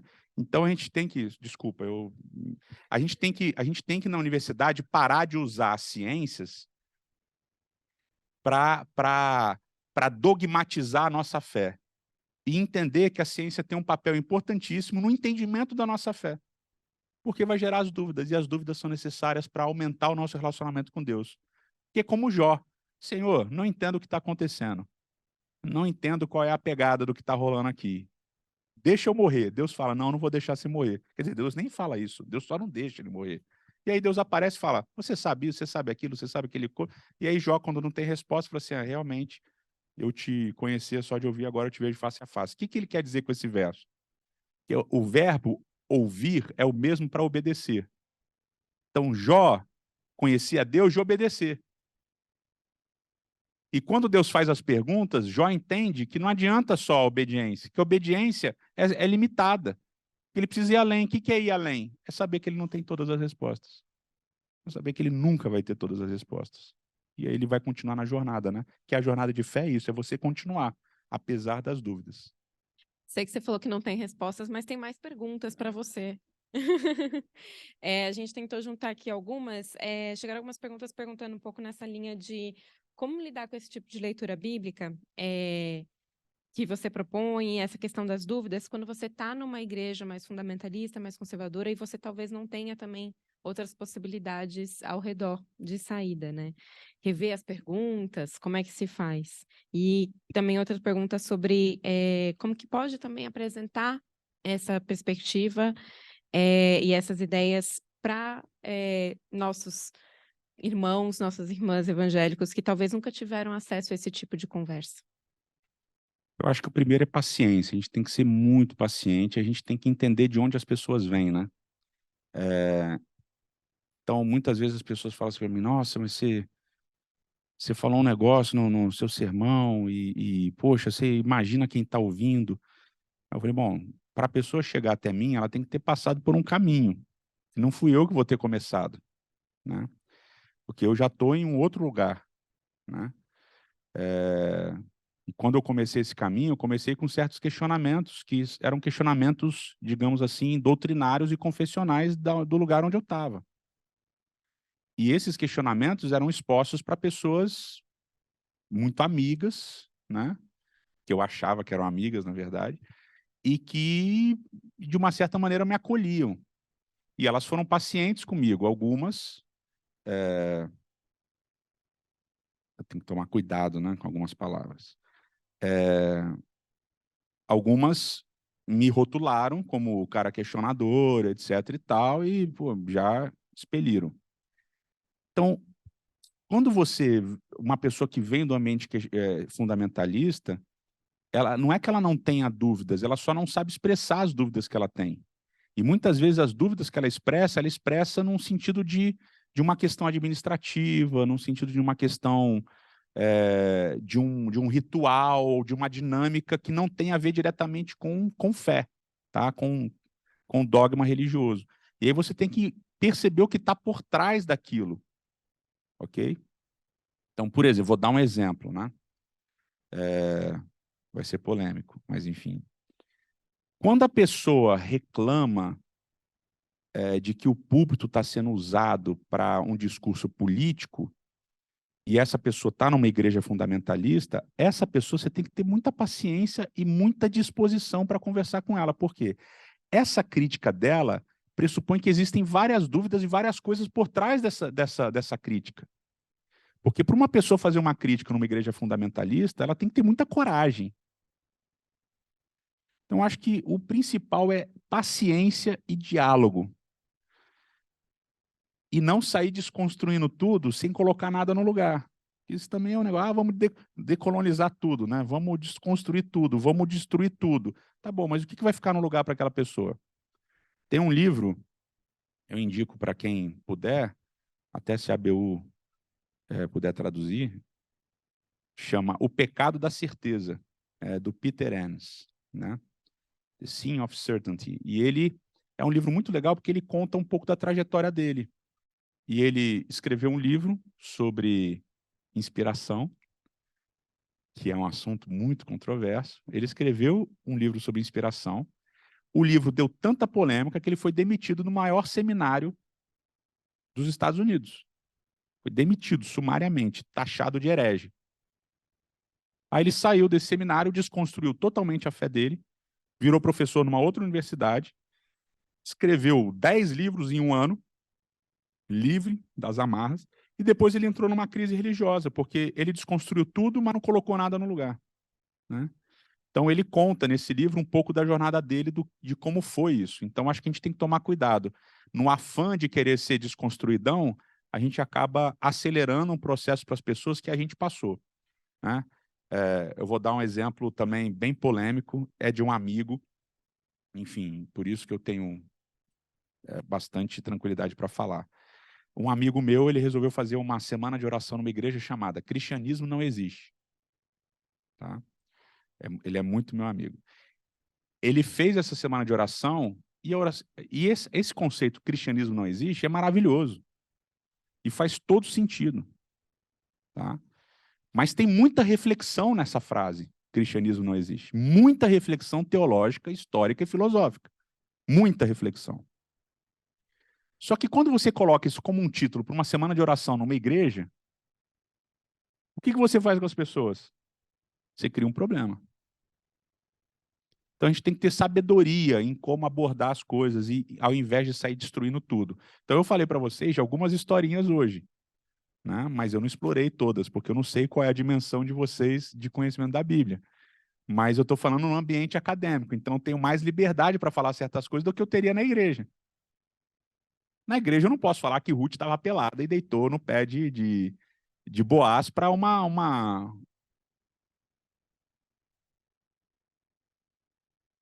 tentativa de uma situação sexual. E quando ela manda ele cobrir, é porque ela estava pelada.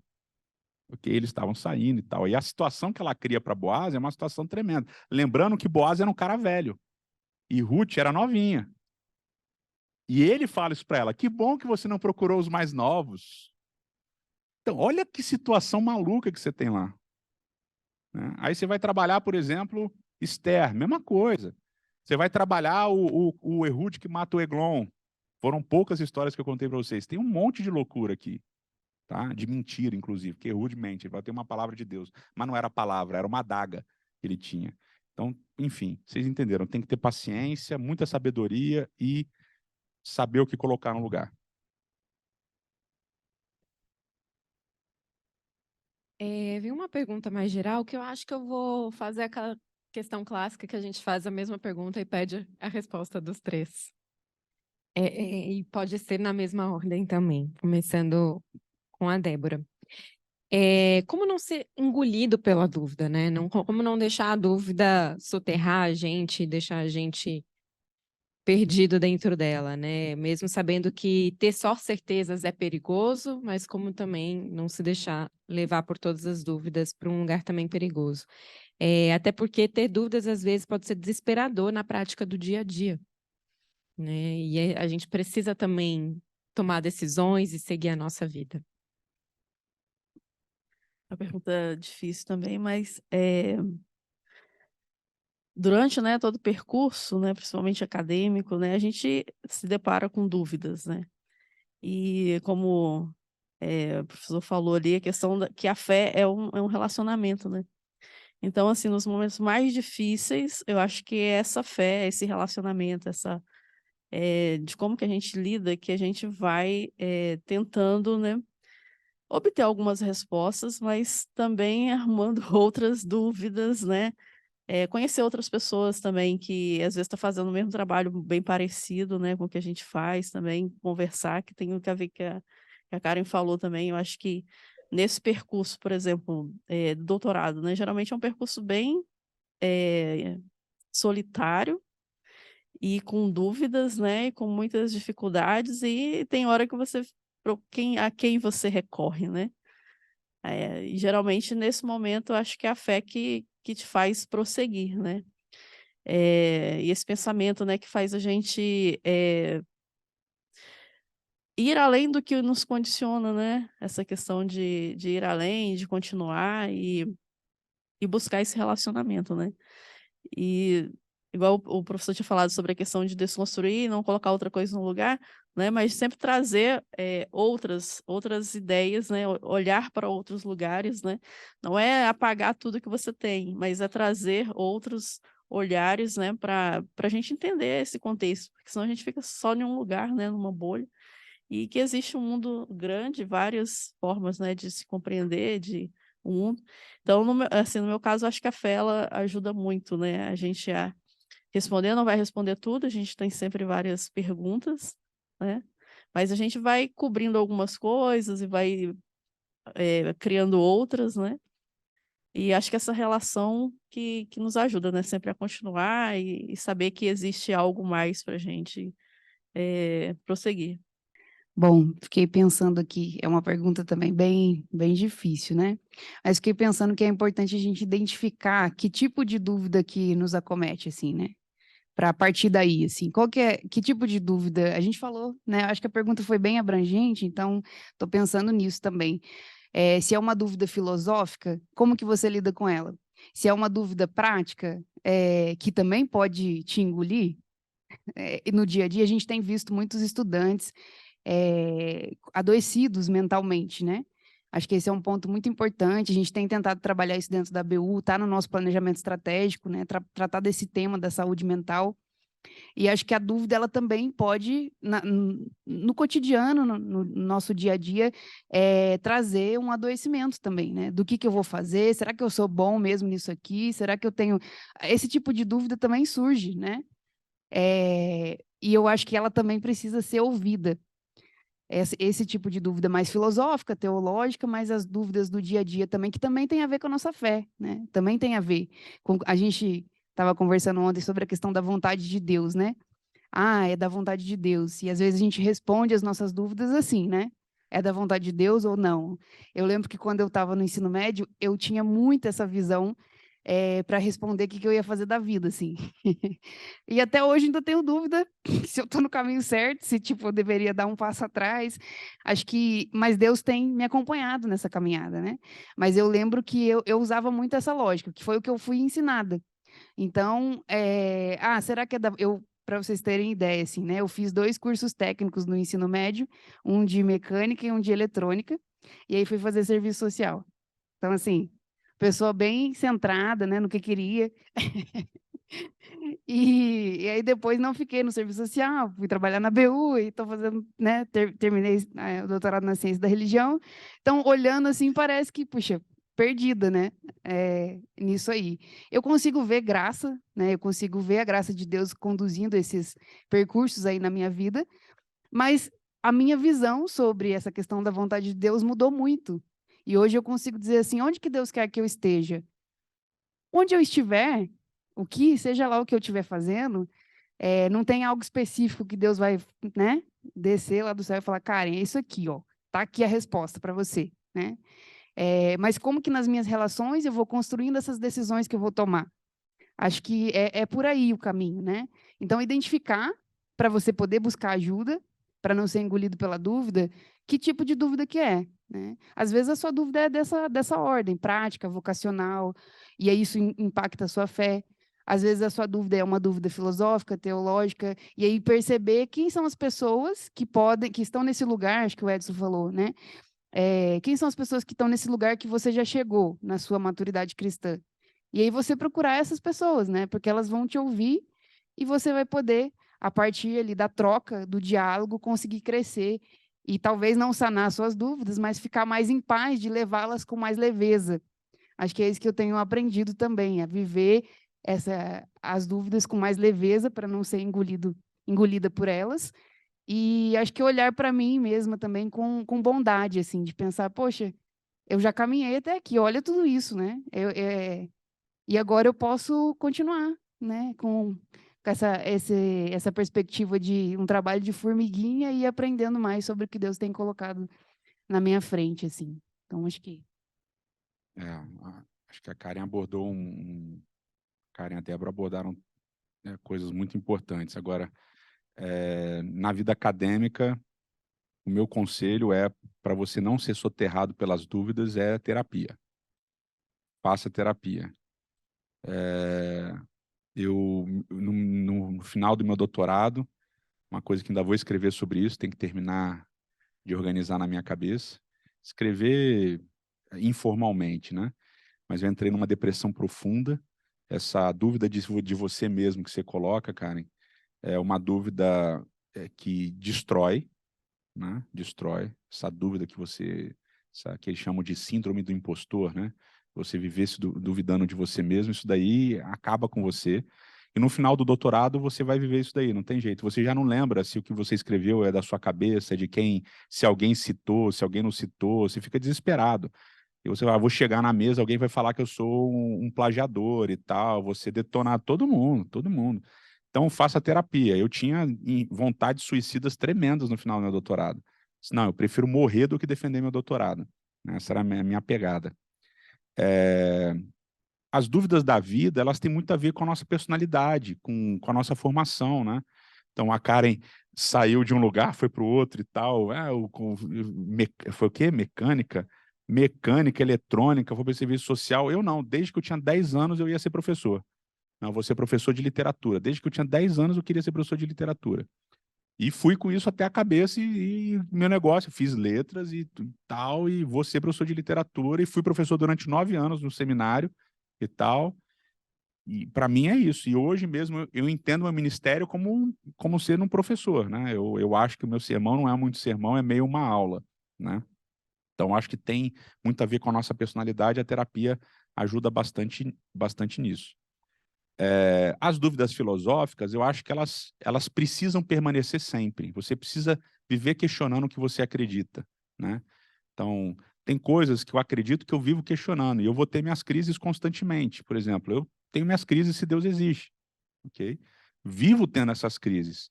Passo momentos muito bons em que eu não questiono isso, e tenho momentos que eu questiono isso. E, geralmente, esses questionamentos da existência ou não de Deus, da atuação ou não de Deus, eles vêm em momentos de dor, de tristeza, de morte de alguém. Isso é normal, isso é natural. Não abafe essas dúvidas, essas incertezas. Eu tenho muitas dúvidas em relação à Bíblia também, muitos questionamentos. O pessoal fala muito de crítica textual, né, como se fosse uma solução para a fé. Vai ler sobre crítica textual que você vai entrar em crise, entendeu? Os manuscritos, por que são esses manuscritos? Por que não são aqueles? Que manuscritos são, né,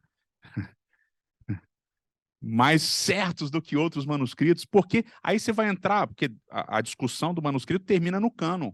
Porque a discussão de cânon, de formação de cânon, é uma outra discussão que é um mundo sem volta. E eu não entrei nesse mundo, eu falei, isso daqui é muito para minha fé. Eu não vou entrar nesse negócio, entendeu? Então, assim, tem coisas que são muito complexas e que é bom você viver questionando, né? No final do meu doutorado, eu tive uma crise tremenda que se provou verdadeira, né? Verdadeira de ser uma crise. eu trabalhei a Terra em Gênesis 1 a 9, né? A partir de uma metodologia de crítica da narrativa. E quando você trabalha a crítica da narrativa, você entende o texto a partir do que o texto está te dando, né? A parte histórica, isso daí não importa. E aí tinha um detalhe no negócio, que é assim, em Gênesis 1, Deus fala, façamos o homem à nossa imagem, à nossa semelhança, né? E aí, quem são os sujeitos, né, desse façamos, né? Aí a galera vem com as figuras de linguagem. Não, isso daqui é um plural majestático, que aparece, tal, é o plural do discurso, não sei o que lá, mas é verdade. Mas em Gênesis 1, você só tem 2 sujeitos de verbo. Só tem dois sujeitos atuando em Gênesis 1. Deus é o sujeito de 99% dos verbos e a terra é o sujeito de um verbo. Aí eu entrei em crise. Falei, pô, eu vou ter que escrever que o façamos é Deus e a terra. Ferrou. Eu já sabia onde isso ia dar. Aí entrei em crise, não conseguia dormir, não conseguia comer, não conseguia fazer nada. Não conseguia escrever, que é o normal, né? No final do doutorado você não consegue escrever. Você tem que terminar e você não consegue escrever. E aí eu recorri a um professor, não era do meu meio, era de fora, era da minha denominação religiosa também, e foi professor durante décadas na Inglaterra. E eu me correspondia com ele por e-mail, e graças a Deus, na época, eu consegui influenciar o diretor da faculdade do seminário a trazer ele para fazer uma semana acadêmica na universidade onde eu lecionava. E aí eu tive a chance de conversar com ele por uma semana, e isso foi 2 meses antes do depósito da minha tese. E eu falei para ele, eu falei, cara, eu tenho 2 capítulos, eu preciso escrever mais 2, mas eu tenho 2 meses para terminar. E eu não sei o que eu faço, porque eu travei nisso daqui. E eu sei que isso daqui vai dar BO. Eu sei que se alguém ler isso daqui, eu vou mandar embora. Enfim, vão me perseguir, eu vou ser herege, vou ser queimado na fogueira, não sei o que lá, tal. Aí ele falou, conta para mim o que você estudou. Aí eu contei, não, porque por causa disso. Escreve, cara. Escreve, você tem convicção? Escreve. Eu concordo com você, inclusive. Não escreve aí que eu concordo, mas eu concordo com você. E, infelizmente, ele não pôde fazer parte da banca, né, por uma questão de inglês e português e tal. E, enfim, eu escrevi. E deu BO mesmo. Isso foi uma das coisas que deu BO. Mas é uma dúvida que valeu a pena, do ponto de vista acadêmico, para mim, e me abriu muitos. Então, mas eu continuo com várias delas, né? Eu contei essa história para dizer para o seguinte: faça terapia. Tudo isso para dizer para você, faça terapia.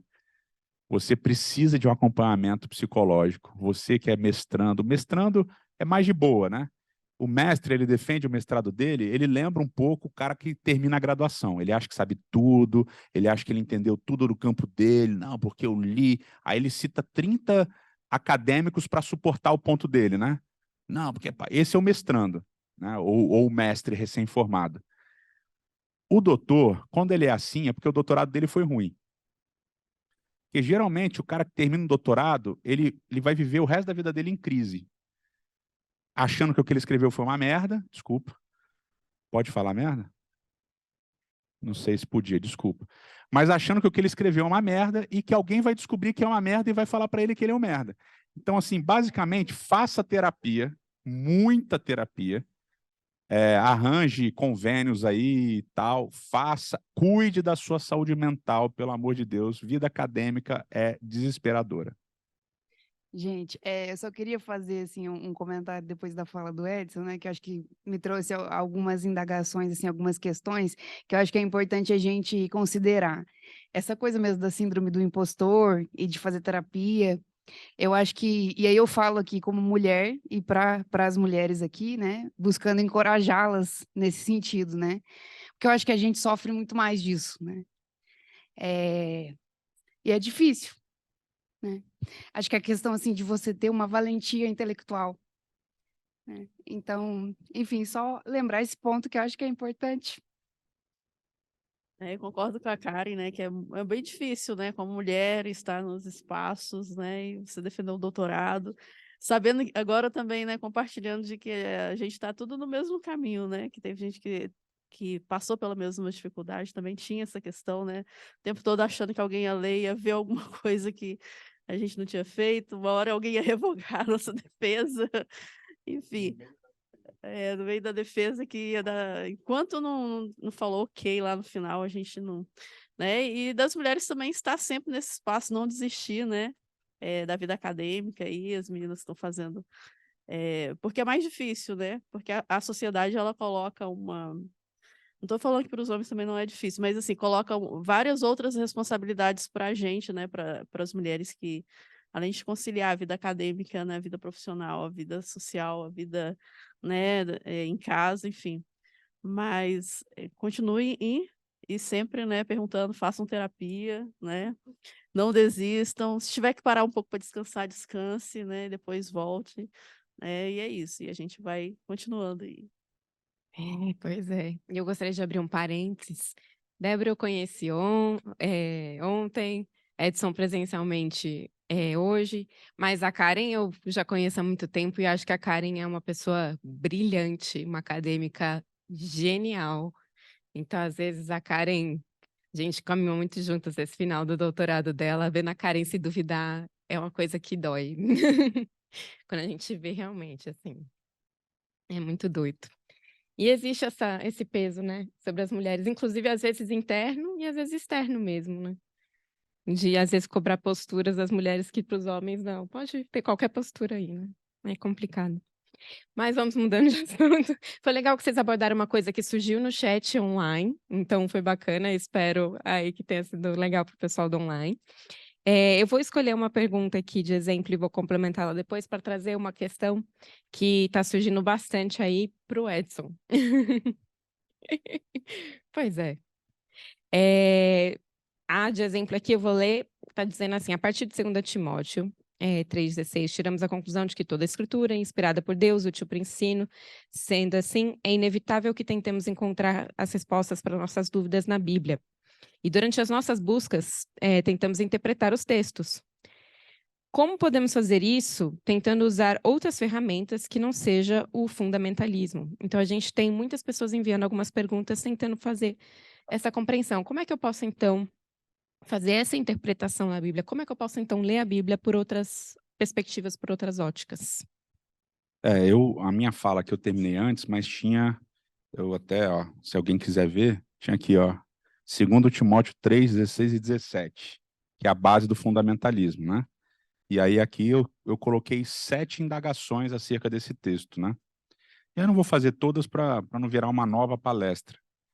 Mas, assim, esse texto é obviamente tirado de um contexto, né?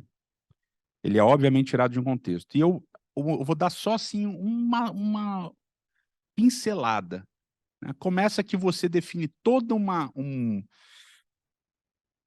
ideologia de inerrância, de infalibilidade a partir de um texto da Bíblia.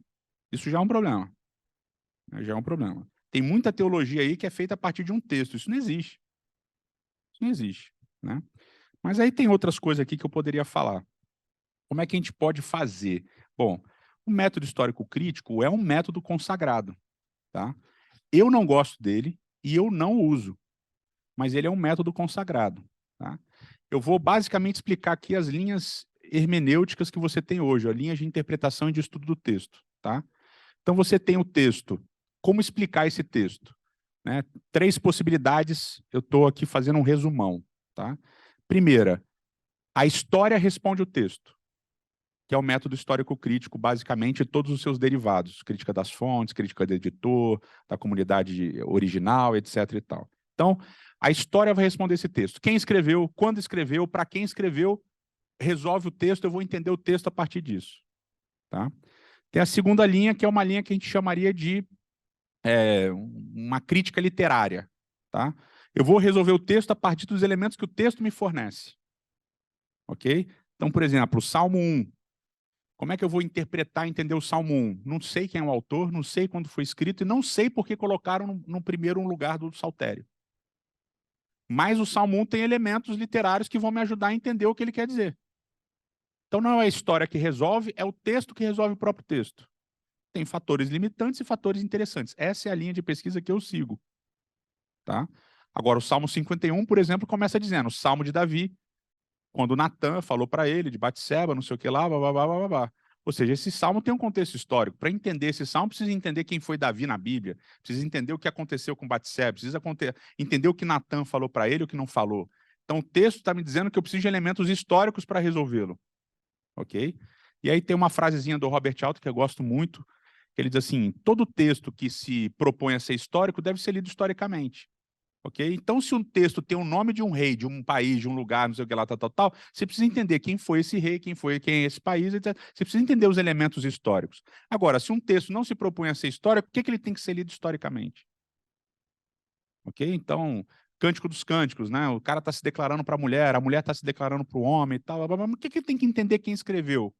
Por que eu tenho que entender quem é a mulher que está lá? Entendeu? O texto não está preocupado com isso. Ok? E a terceira linha, que é uma linha bem mais recente, é a linha do leitor. Não importa quando foi escrito, quem escreveu, não importa nem o que está escrito, importa como eu entendo. Que seria a crítica do leitor. Então, método histórico crítico, crítica literária, crítica do leitor. Ok? Isso é o que está em moda hoje. Tá? E aqui se encaixam todas as leituras feministas, antirracistas, decoloniais, assim por diante. E em todas essas três linhas, tem gente boa e tem gente ruim. Tem gente muito profunda e gente picareta. É normal. Né? Você, na sua área, você conhece um monte de gente com doutorado que escreveu um monte de livro que é picareta. Tem nas três linhas isso daí. Ok? Cabe a você escolher o que você vai fazer. Ok? Todos esses três métodos vão ser demonizados na sua igreja. Não tem jeito. Qual o método que vai ser aprovado na sua igreja?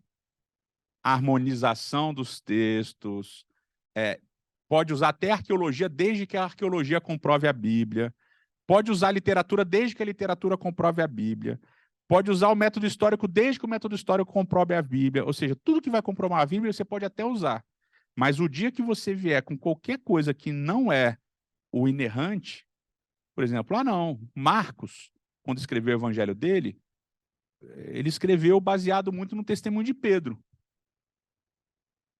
Então, Marcos é diferente de Lucas. Lucas escreveu baseado em outras coisas. Provavelmente foi o último evangelho a ser escrito. É o mais que usou mais fontes diversas históricas. Mateus tinha um propósito XYZ. Você começa a falar esse tipo de coisa, o pessoal começa a levantar a orelha. Opa, espera lá.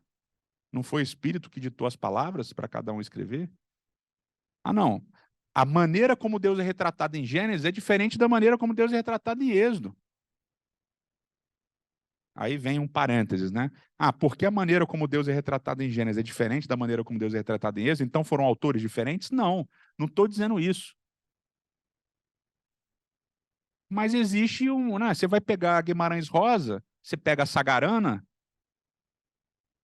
você vai pegar Primeiras Histórias, você vai pegar o Grande Sertão, é o mesmo autor, tem muitas coisas similares, mas tem muitas diferenças também. Guimarães Rosa é que eu mais gosto. Você entende? Então a Bíblia é assim também. Não significa autoria diferente, não significa datação. Então o êxodo nunca aconteceu. Não é isso que eu estou dizendo, mas a gente precisa ter, né, Entenderam o que eu estou dizendo? Não. Porque às vezes eu acho que nem eu me entendo. Eu falo, às vezes eu fico. Mas assim, como fazer? Eu, Edson, acredito que a Bíblia é inspirada, mas o que é inspiração? Se a inspiração for Deus ditar as palavras, isso eu não acredito.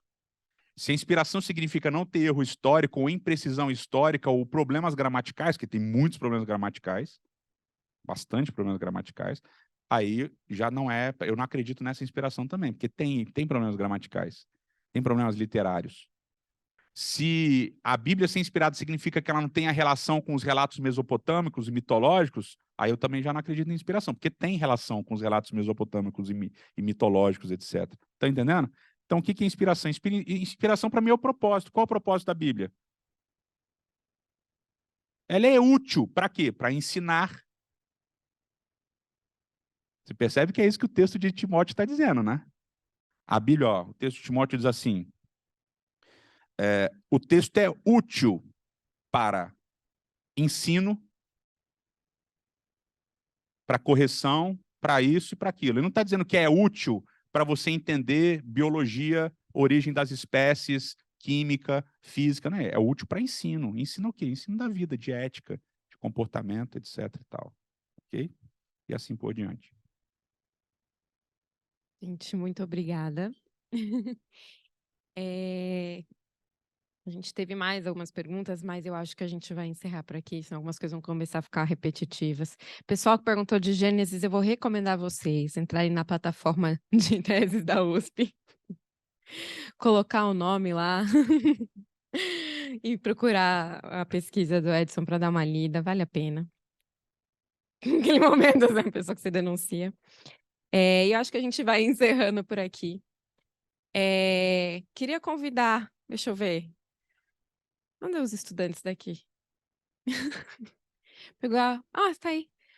Sabe, você topa orar pra gente encerrar? Queria um estudante aqui de Itajubá. Você foi o primeiro que eu achei. Os outros meus olhos não viram. Pra gente conseguir encerrar nos dias de hoje essa mesa. Que a gente consiga continuar convivendo com a nossa dúvida, da fé, da coragem, na terapia. Quer falar um agradecimento? Aqui, pode falar. Eu queria agradecer, né, os que fizeram, né, esse evento e tal. Aprendi muito hoje, né, com o Edson, né, e com a Karen, né, e com vocês também.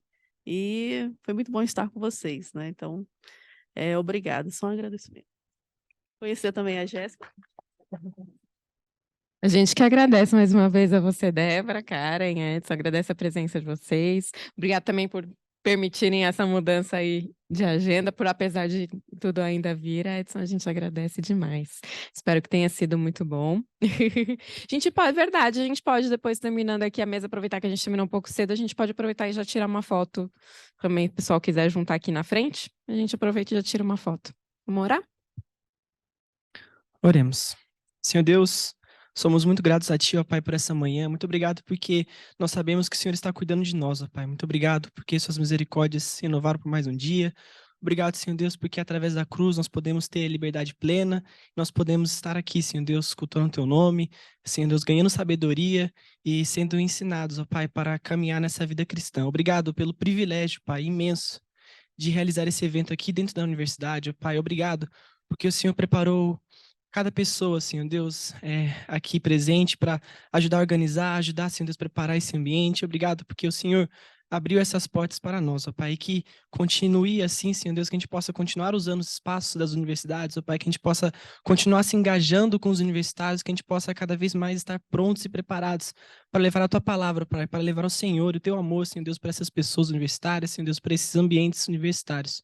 Obrigado por essa temática, ó Pai, que é tão importante para nós e que a gente verdadeiramente possa trazer isso em nossos corações, que a gente possa levar, Senhor Deus, nas nossas vidas, Senhor Deus, a importância que a dúvida tem, Senhor Deus, a importância que nós temos que dar para isso, ó Pai, e que o Senhor possa nos dar tranquilidade, que o Senhor possa nos relaxar, ó Pai, quanto a isso, que a gente possa se sentir verdadeiramente completo de alguma maneira no Senhor e ter essas dúvidas sanadas, Senhor Deus, ou talvez não, e que a gente possa entender que está tudo bem e que o Senhor está continuando a cuidar de nós, apesar de tudo isso.